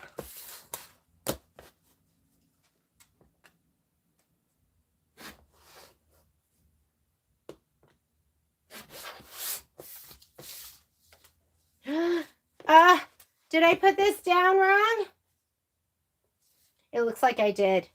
So this is my white on white dot, and I can barely see them, but hi, Poppy. Are you trying to get my, oh, yes. Hi. Ow, ow, no.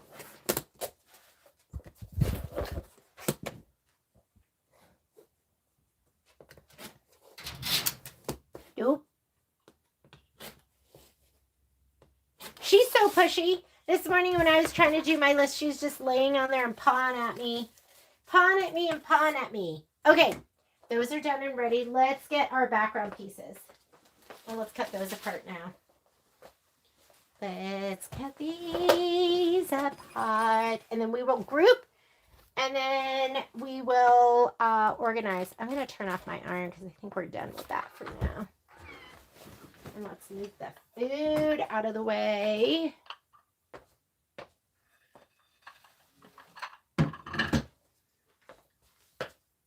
So I had a husky, and he was so picky. He would eat things like, and you know, we had him when my kids were little, so they'd walk around with food, and of course, he would take it. But he would only eat, you know, like pizza or anything meaty or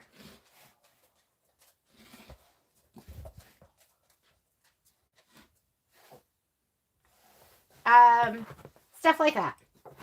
And he would eat eggs. He liked eggs. I didn't know dogs liked other stuff. Like my dog, these dogs, they will eat.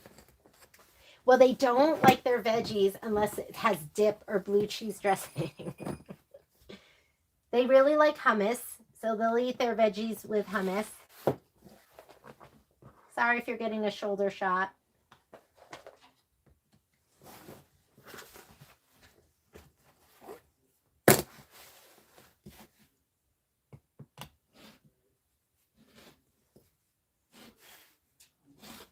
If you give them veggie without anything on it, they like take it and they'll take it from you and then they just let it fall to the ground. It just drops. Not interested.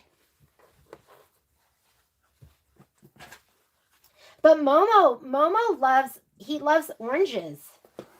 Poppy doesn't really like them. Momo also likes bananas. That's another thing that Poppy doesn't really care too much for. So whenever I eat an orange, Momo wants to have some. He'll eat blueberries too. He's a good eater.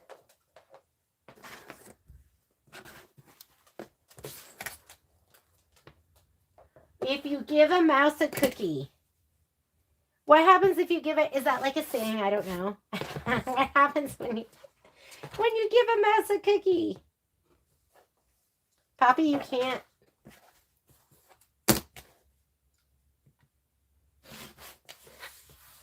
Gonna get some of that out of the way.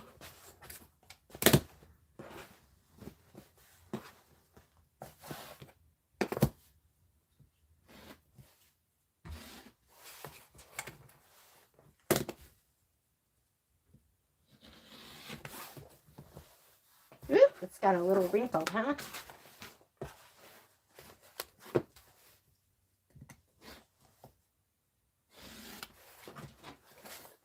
And we're going to sort and organize.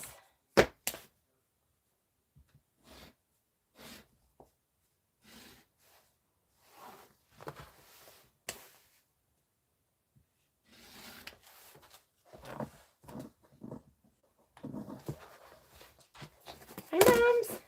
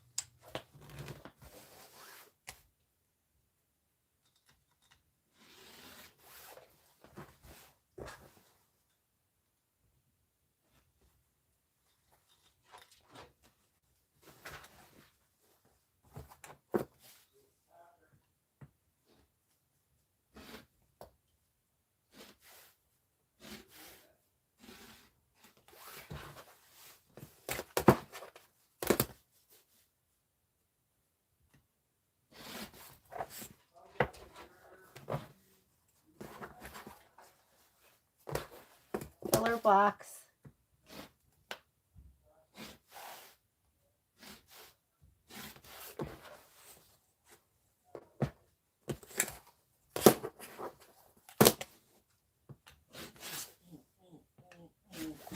Pops.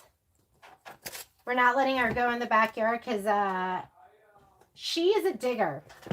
And she doesn't do it much anymore, but as a puppy, she dug up the whole backyard.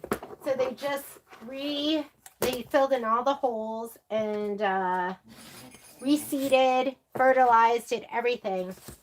So she's asking to go outside right now, but if we let her out, she'll be up to a bunch of shenanigans. And I thought it was like only boy dogs that kick their feet after they go to the bathroom. She does that. She likes to just kick the earth away to spread her scent.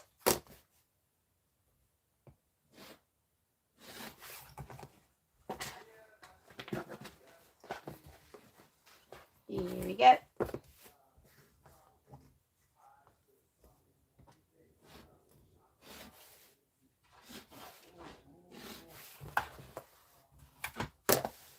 $116, we're doing pretty good. I know we're going a little bit long, but let's just get it done.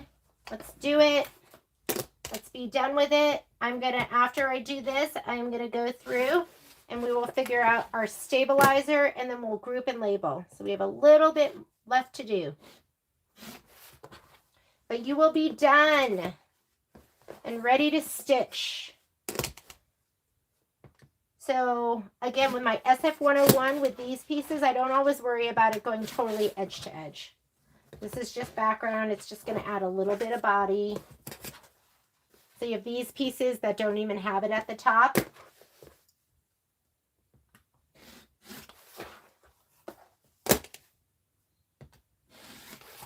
Okay, let's tally. You ready? Here we go. Book, pen, book, pen, paper. Book, pen, paper. Oh, we'll just use this. This is leftover. Sharpie. There we go. We're going to figure out what sizes we need for our batting.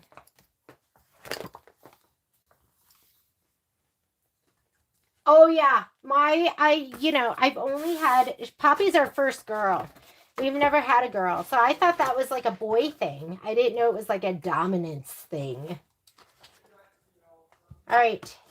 So to figure out your batting pieces, what I do is I just go here to the size of the quilting design, 6x6.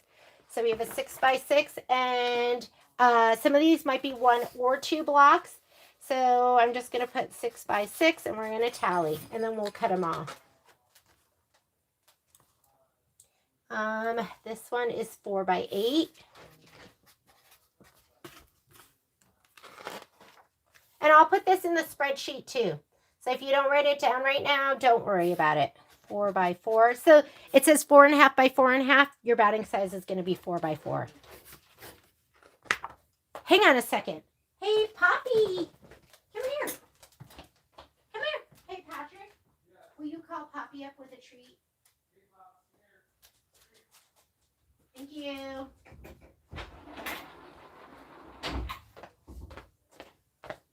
All right. 4x6. We're going to tally, and then we'll cut up all our pieces. 6x6. Oh, and you know what I'm not looking at? I didn't look to make sure that it was just 1 block. So this is 1. I think these are all going to be 1.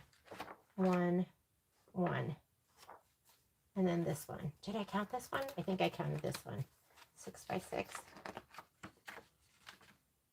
This one was 4x6. Yep. Okay. 6x8. 6x6.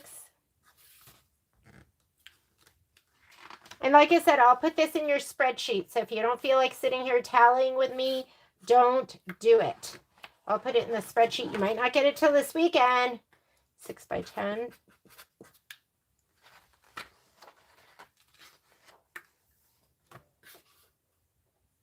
Where is this? Okay. Is this 2? Oh, it's 2 steps. So you're going to do your wings separately, and then you're going to do here, look for the quilting design. That's what you're looking for. 4x6.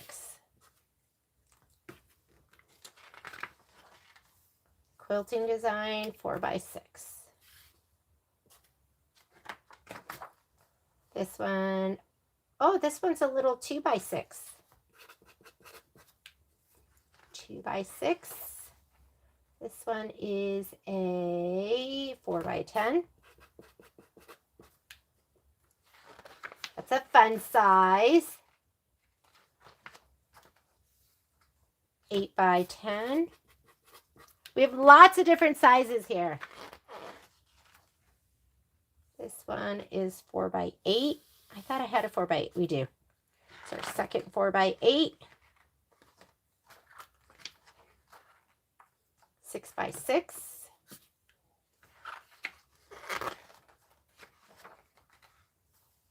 4x4.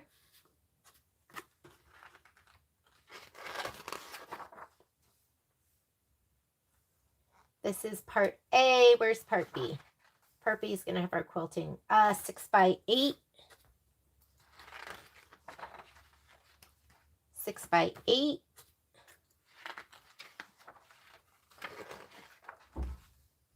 6x8.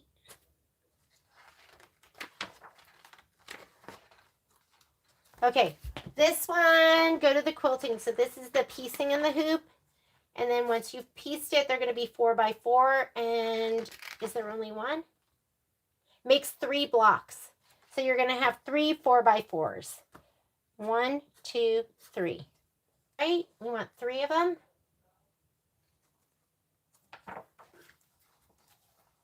One, two, three. Yep. Okay, and these pieces here are going to be 2x8, 3 blocks. So you have 2x8, and you're going to have 3 of those. 1, 2, 3. We don't need it for the banner. And now we have to do our filler blocks. So here are your filler blocks. And it looks like a 2x4. And we have 1, 2, 3. And then you have 4x4s. 1, 2, 3. 1, 2, 3. I could be wrong on this. My tally could be wrong. So, if I'm wrong, it's just batting. You guys will be fine.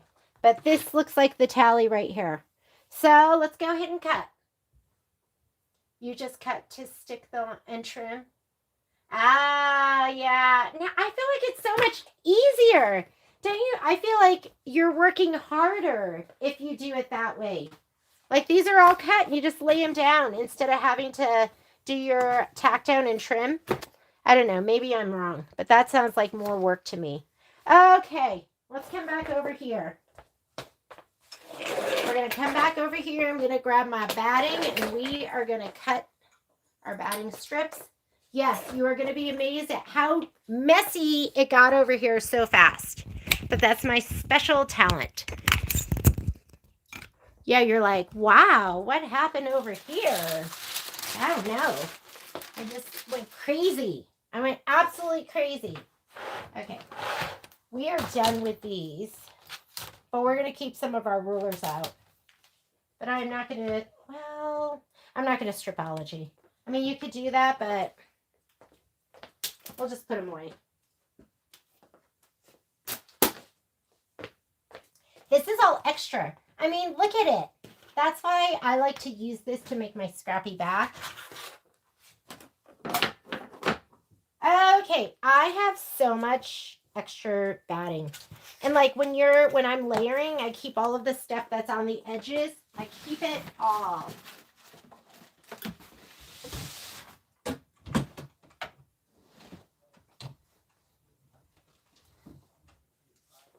And this is what I use. So keep it. Don't get rid of it. And I'm going to use my 60 millimeter. And let's cut away. I'm not going to use this anymore. Like, what are these? How big are these? This might already be cut down to size. Like, I might have cut strips.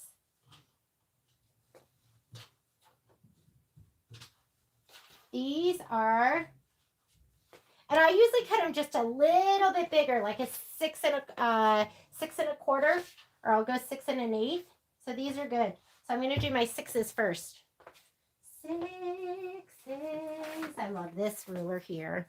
So let's do like this. Is this giving you anxiety? Seeing this mess? So we need 5 6x6s. This is doubled up. I'm going to go a little bit. Can you guys see? I'm going to go a little bit bigger.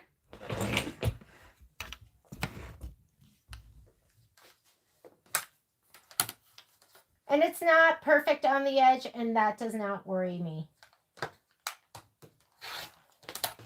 There's 2. Here is, I have like 6 1/8. This edge is pretty ick. Let me trim that up just the tiniest bit. Okay, that's 4. What do I need? I need a 6x10. How many 6x8s? I need 4 6x8s. Let's do my 6x8. This is 8. Here's my 2 6x8s. Or I need 4 of them. What's this? Is this a 6x8? Oh yeah. Here's 3 6x8s. Just trim that off a little bit.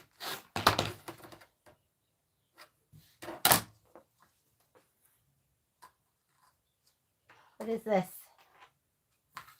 Oh, he's 6 inches. This looks like a 6x8. Yep. So here are my 4 6x8s. Okay, I'm going to Sharpie that as done.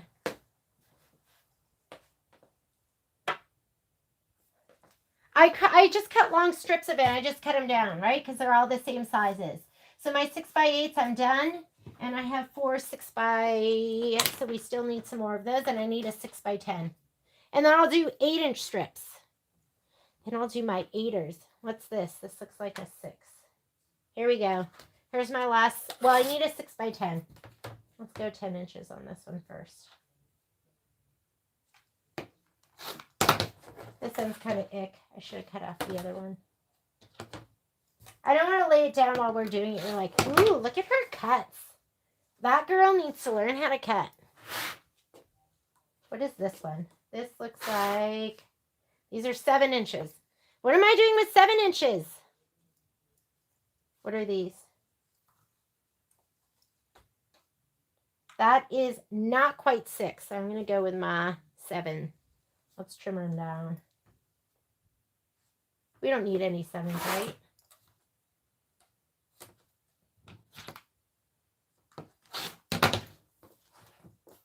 I need one more 6x6. I got my 6x10. Miss Dwani, how are you doing? Hope you're well, feeling good. Looking forward to seeing you. Okay, I've got my 5 6x6s, my 6x10. Oh, I need 4x6s. We can get a 4x6 out of this, right? We can get a 4x6 and my 2x6. Yeah, so let's get my 4x6. How many 4x6s do I need? I need 3. Okay, am I looking at my numbers right? Yep. So we'll get one of those and then we'll get our 2x6. There's no 3x6, is there? Okay, here's a 4x6 and a 2x6. My 2x6 and my 4x6. I need 2 more. 2 more. Where are you, 6s? There's no hiding. I'm going to get you. What's this?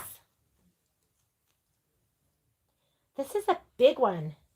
This is an 8x12. Don't I need an 8x12? No, I need an 8x10. Okay, we'll make this our 8x10. 8x10. Here's my 8x10. Got you. 8x10. I need a 4x10. This is a little itty bitty. Here's my, are these my 4s? What is this precious piece? This is an 8 by, do you have any 8x8s? Nope. But I got 4x8s. It's like a 4x8. Let's go 4x8. We'll do our 4x8. 4x8. 4x8. I love you, 4x8. So keep it. Keep all your little scrappy scraps. 4x8. Oh, I need a 2x8. I can get a 2x8 out of this. 2x8. Oh, and that's like a good oneer. I'll keep that. 2x8.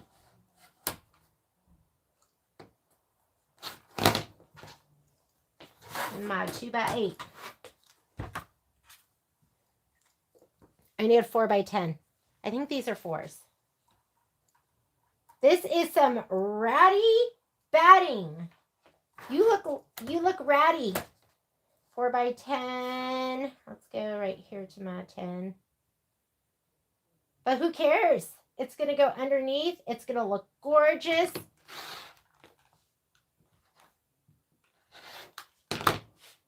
There's my 4x10.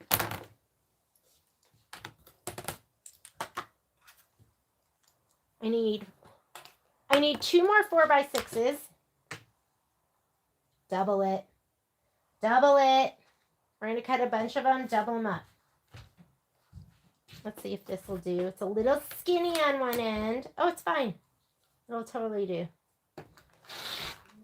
Okay, we've got 4 inches. This is, I'm sure, was left over from layering a quilt. It's like the perfect size. You have that extra bit. Okay, we need 4s.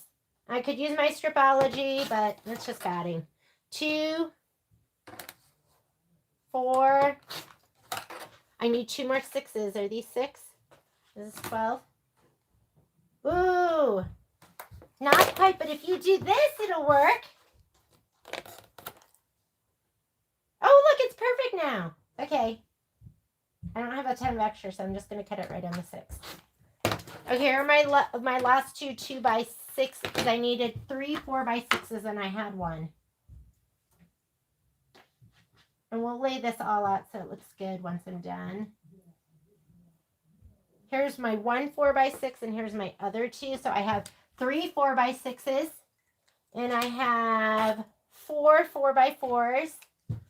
So I need 4 more. And I need 2x4s. Okay, we're good. What's this thing? This looks like 4 inches. Or let's use this strip. Look at this icky strip. I'm using it.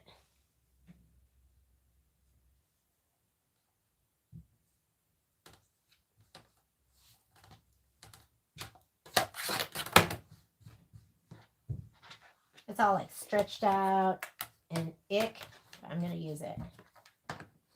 Why not?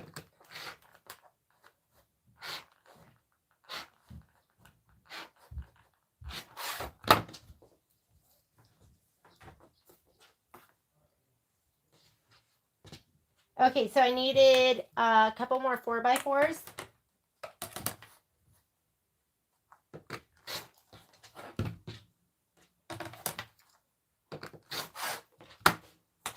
Okay, there's 2 more. I need 2 more 4x4s.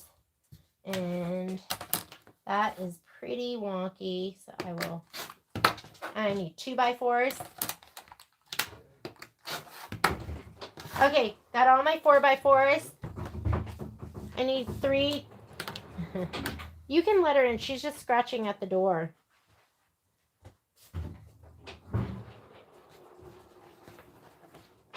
Poppy, behave. Oh, behave.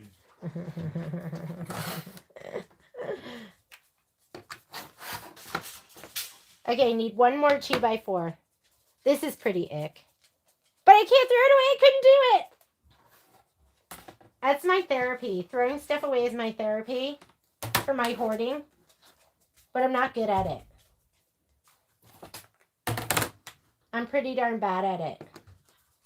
I'm like, I should throw it away. These I'm going to throw away. All right, 3 2x4s. I think I have everything. And so, Jeannie, you can't really let these guys I out know. in the backyard. I know.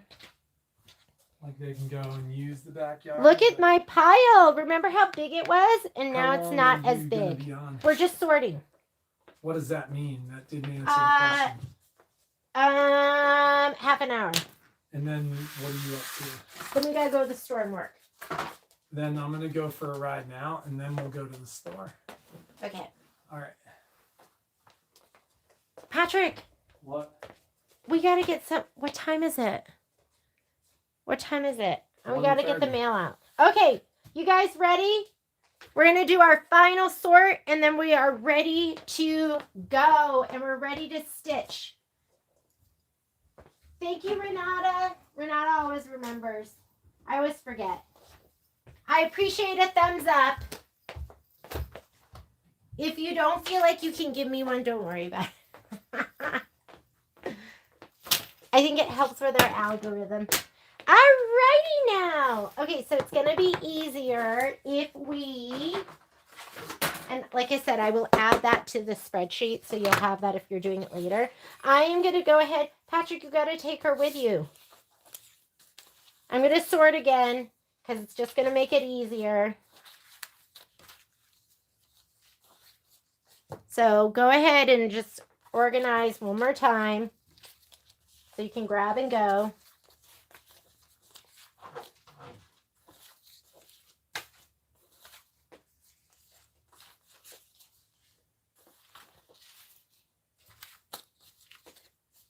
Oh, white and white dot. Did I get it right or not? I don't know. I don't think I did.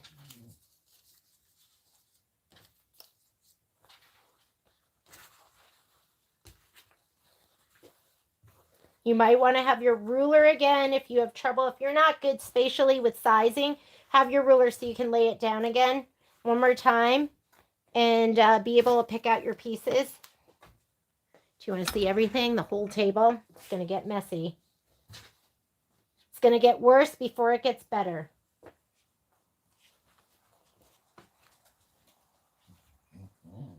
I hear you, Piggy. Poppy sounds like a little piggy sometimes.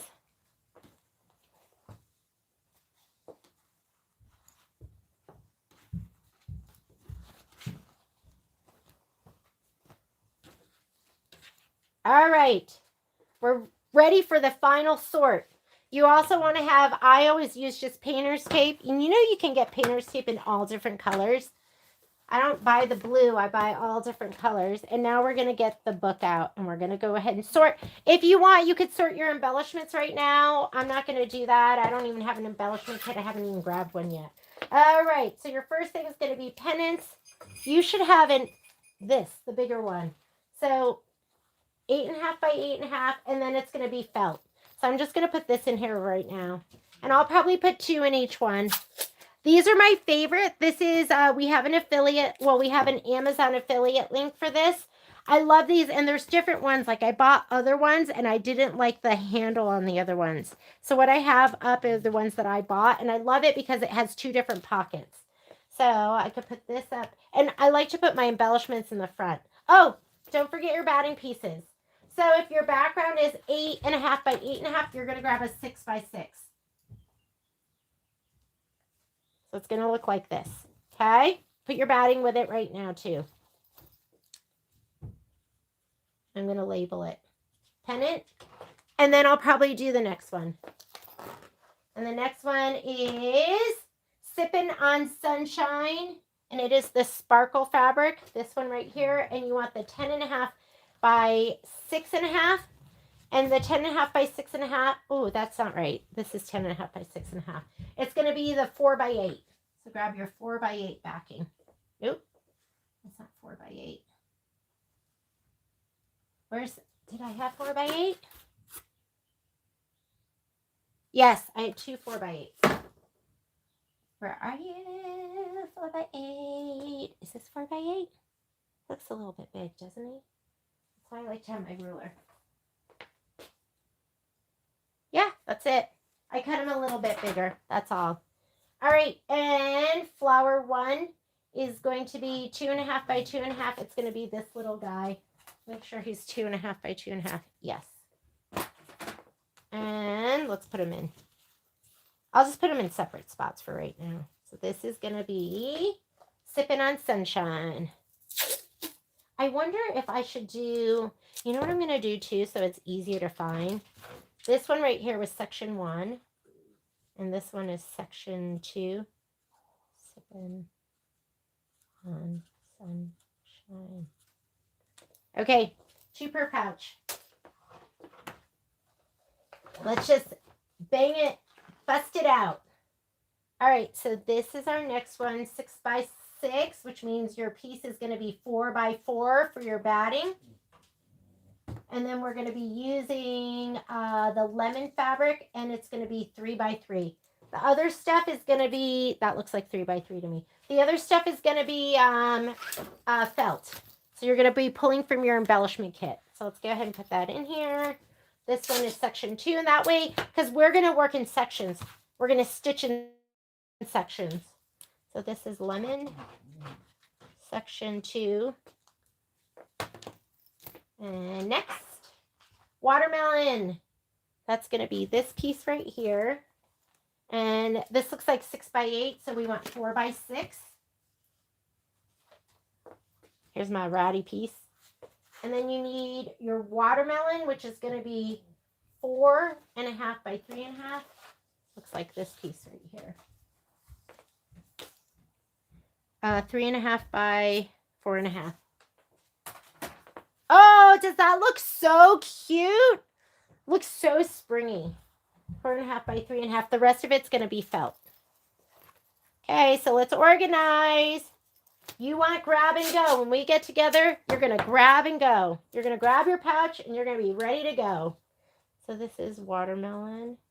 If you ever use an affiliate, an Amazon affiliate link on our website, it's gonna show it sold out because we don't actually sell it on our website, but there'll be a link that you can click on that'll take you to that Amazon product. That's how those work.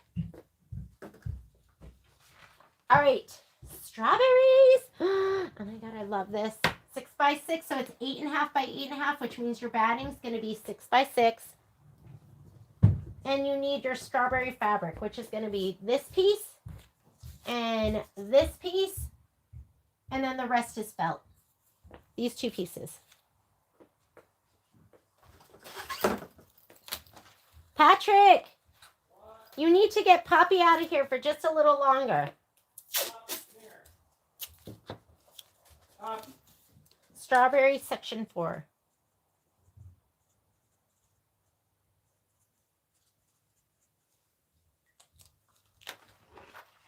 Sky. Okay. 8.5 by 10.5. That looks like, is this? 8.5 by 10.5. Here's your background. 8.5 by 10.5. That means it's going to be 6.5 by 8.5 for your background piece or your batting piece. Here's your 6.5 by 8.5. And then you're going to do your clouds. Your clouds it's this big piece of ice castle. And the rest is going to be specialty fabric. So let's go ahead and put this in here. Woo. He's popping out a little bit. That's okay. I'm going to swap. Oh, but he's going to be popping out. Oh, well, somebody's going to be popping out. And this is Sky. Section 2.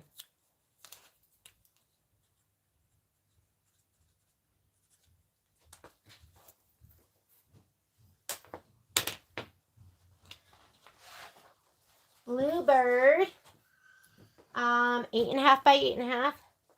You want a 6.5 by 6.5 piece of batting.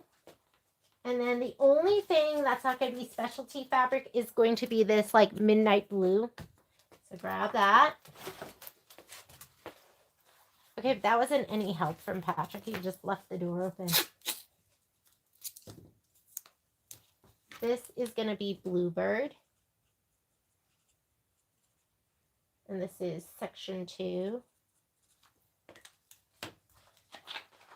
And Sun Hat. 8.5 by 8.5. 6.5 by 6.5 for your batting. Oop. Let's see. Here he is. Ratty old piece. And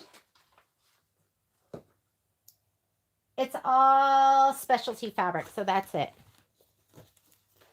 And this is Sun Hat.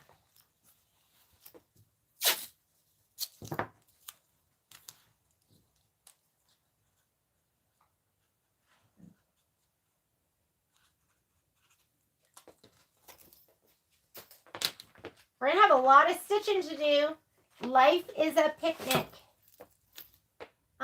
8.5 by 12.5. That might be our, I don't think it's our biggest. I think it's this one. 8.5 by 12.5. That's it. So we need 6 by 10. You guys want meatballs? Come here. Thank you. 6 by 10. And we have our kite fabric. So we have this piece right here and this piece right here. Those are good. So cute. I'm excited to do this because it's adorable. The rest of it's going to be specialty felts that'll come in your embellishment kit. This embellishment kit has a lot that you're going to be using. Sometimes there's not a ton. This one has a lot. Life is a picnic section 1. So when we get together to stitch, next time we get together, we are going to be doing is a picnic section 1. We're going to do filler blocks and borders to get them out of the way. Flower 1. The background fabric is 6.5 by 8.5. That's going to be this. You're looking for 4 by 6 for this, for your batting. And then you're going to have 2 flower fabrics, 3 by 3 and 3.5 by 3. So this one and flower 1 is this 3.5 by 3.5, and then the other one is 3 by 3. Let's measure really quickly. This is 3.5 by 3.5, and that is 3 by 3. Yes. And the rest will be specialty. Flower 1, section 1. Oh my God, listen to him up there. I know. That's some aggressive. It's Poppy. You can hear it through the floor. 6.5 by 8.5. Is this 6.5? This doesn't. I'll be a little over an hour. Uh-oh, did I do the wrong one? This one should be 6.5 by 8.5. Oh, this is it. 6.5 by 8.5. And then you need 4.5 by 6.5. And then we need, that's it. That's it. Everything else is specialty. And this is called Flower 2, Section 1.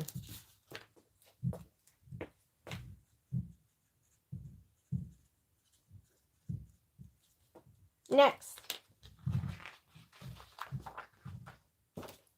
4.5 by 8.5. It's going to be your long skinny. Your stabilizer or your batting is going to be 2 by 6. Long skinny. And then your fabric is going to be nothing because those are all specialty. I might put this in here with this one because this is also going to be, that's Flower 3, Section 1. And then we'll put something in the back.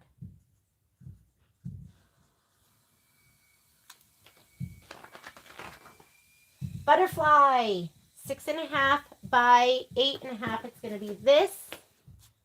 Your batting is going to be 4 by 10. This. And then your pieces are fabric. You need the flower centers, which were this here. And the flower center is 3 by 3.5. That looks like 3 by 3.5. And everything else is specialty fabric.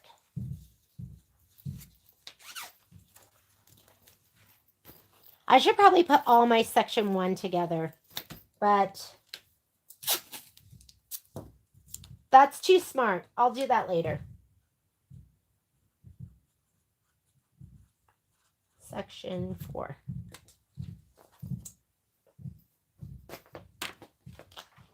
I'm going to need more pouches. Picnic. Maybe if I didn't have so many UFOs, I wouldn't have so many pouches. Okay, this is your 10.5 by your 12.5 and your 8 by 10 batting. And then the pieces we're going to need to lay down, you're going to have this piece for the blanket. And then you have the flip-flops and the plate. The flip-flops are this. What size? 2.5 by 2.5. I think these are both 2.5 by 2.5. Yes, they are. And then the plate is 3 by 3. And I think the plate is, what is the plate? I think the plate's royal icing. Or no, it's the dots. So 3 by 3. And then the rest is specialty. Can that even fit in there? Barely.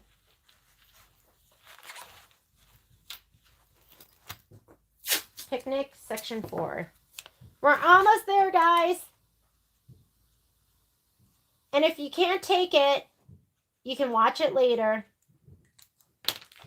I'm going to have to double up. Soda bottles. 6.5 by 10.5. The batting is going to be 4 by 8. Uh-oh. Did I not cut all my 4x8s? Or did I put it with something else? Well, it was bound to have something not work out, so I have to cut another piece of 4x8, so I'm going to put in here add batting. So I know, and I'll just do that later. I know you can't even read that. And then we have a bunch of soda stuff. So we have a 2 by 4.5, and we have a 2 by 5, and then we have all the labels, and then the tops. So we have the little itty bitty this. This is going to be 2 by 1.5. Yep, 2 by 1.5, and then we have these two labels, 2 by 2.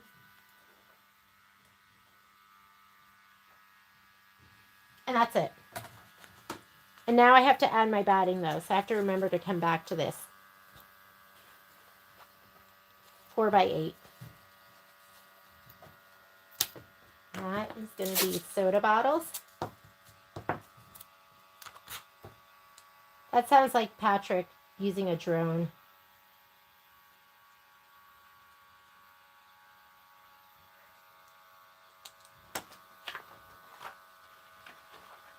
Refreshments. 8.5 by 8.5. That means we need 6 by 6. We need the liquid, 2 of these, one for the orange, one for the other one, and then we need liquid 2.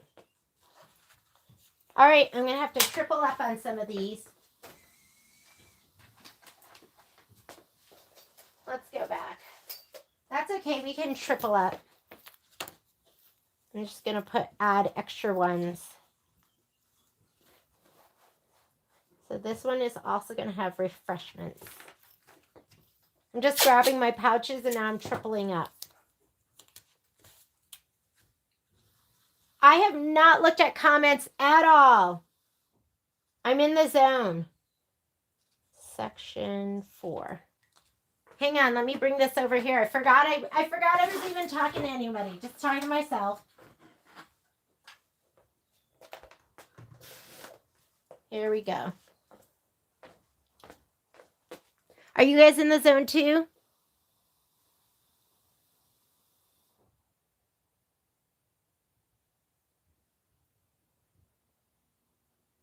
Yeah, you know what I like about the, I guess it depends, like 80-20 Hobbs, which is what I just buy by the bolt.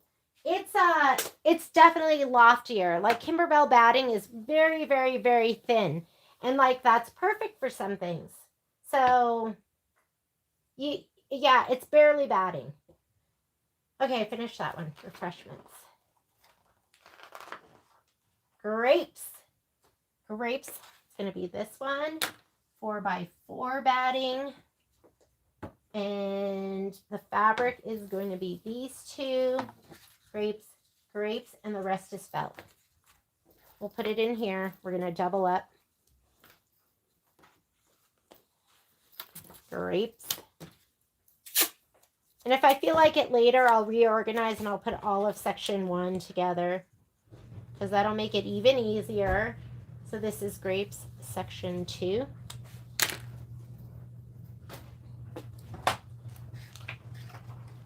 Basket 1. It's going to be the sparkle fabric. And then your piece of batting, 6 by 8. And fabric was going to be the bottle. What size? Bottle is 2 by 3.5. That's that. We're going to have the napkin, which is all the way over here. Let me grab that. Here's your little napkin fabric. And that's it. Where am I doubling up? We'll double up right here. Or triple up is what I'm doing now.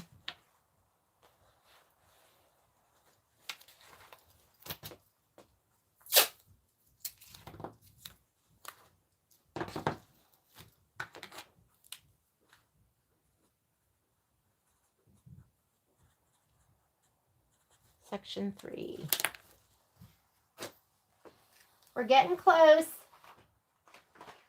Here's basket 2. Grab our batting. And your bread is going to be this guy, 2.5 by 3.5. Yes. And that's it for this one. The rest of it's specialty material. Oh, and don't forget, oh, this one doesn't have the napkin. No napkin. I was going to say, don't forget your napkin, but there's no napkin on this one.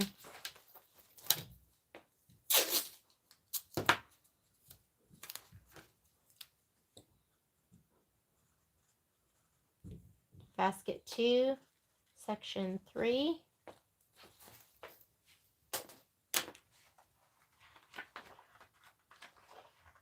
Basket 3, like this. Your bread, your bottle. Bottle's 2 by 3 this time.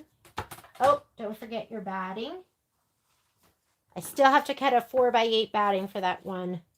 And then the napkin, the label. The label on this one is the cream linen.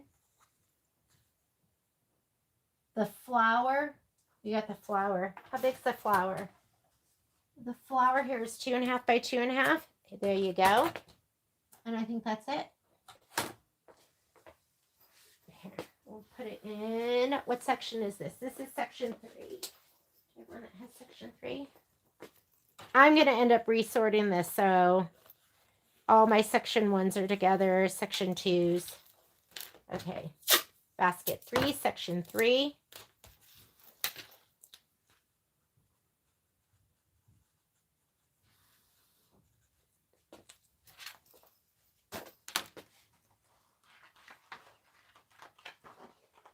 Okay, we have our pinwheels.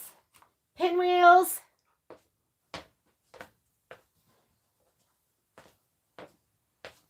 Here are pinwheels. And these are that border block. I'm just going to put them in here. Although we need our backing. So this one is going to be 3 pinwheels. 1, 2, 3. I'll do the thinner stuff. This is like project batting. So here's my 3 pinwheels that go with this. And then the long ones are,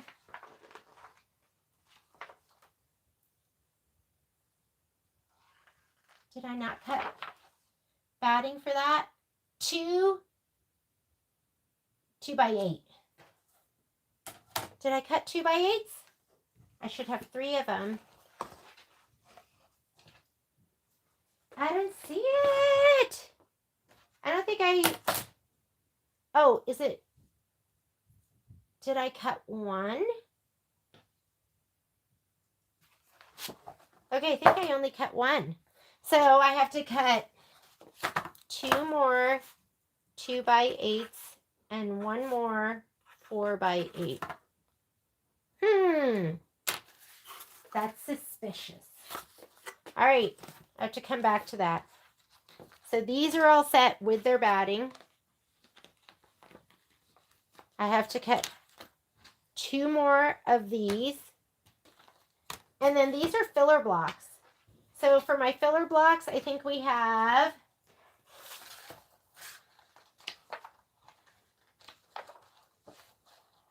filler blocks. We should have 3 4 by 4s. 1, 2, 3. And then we should have 3 2 by 4s. 1, 2, 3. 1, 2, 3. All right, not bad. That wasn't too bad. I missed a little bit. It looks like I missed a couple 2 by 8s. Not sure what this was to. I'll put this in here. Filler blocks in these. And that's it. So I have to cut a couple more pieces of batting. But this is what you should have prepped and ready to go. And this week, one day, I'm going to get together with you and we'll do the scan and cut. But that's it, guys. I totally appreciate you. I'm sorry you didn't have some more advance notice. I will let you know what day we're going to do the scan and cut. And next Monday, we will be getting together and we're going to stitch out the filler blocks and the borders, and I'll send you an email letting you know that we're going to do this. Can't believe that we are almost already. Yeah, wasn't that great? It helps. It helps to just get that all done and out of the way, and now we don't have to think about it. And now when we go to sit down and sew, it's just going to be fun, fun, fun. And if you need anything, just reach out. If you're looking for a kit, we still have more kits. Just go ahead and place your order online. If you're waiting, stuff is going to get shipped out tomorrow. And I'll look forward to seeing you guys. We'll be on the live feed tomorrow, and then I will be ready to stitch with you. If you got your stuff from us, we did create a group, so I'll be emailing you. So we'll be a little bit more organized with this. Sometimes we just don't have time to do that, but I put Patrick on that today. Do you have to pull all the Trish! We do. We do have to pull this up, but it should be easy. We'll just reach in and then we can grab the pieces. But yeah, we're going to have to pull all those pieces out. I should have just left them. Okay, next time we do it, now we'll know to just keep all our scan and cut pieces separate, because we will cut them and then we'll organize them. I wasn't even thinking about that. That's the next thing we have to learn. Now we know to back everything with Heat N Bond Lite or whatever your fusible of choice is. And now we're going to actually keep those pieces out. Yeah, that was silly of us. I think I just went into sort mode. So thanks for asking that. That'll make us smarter for the next one. And I will see you guys later. And thanks so much for joining me. Bye, guys.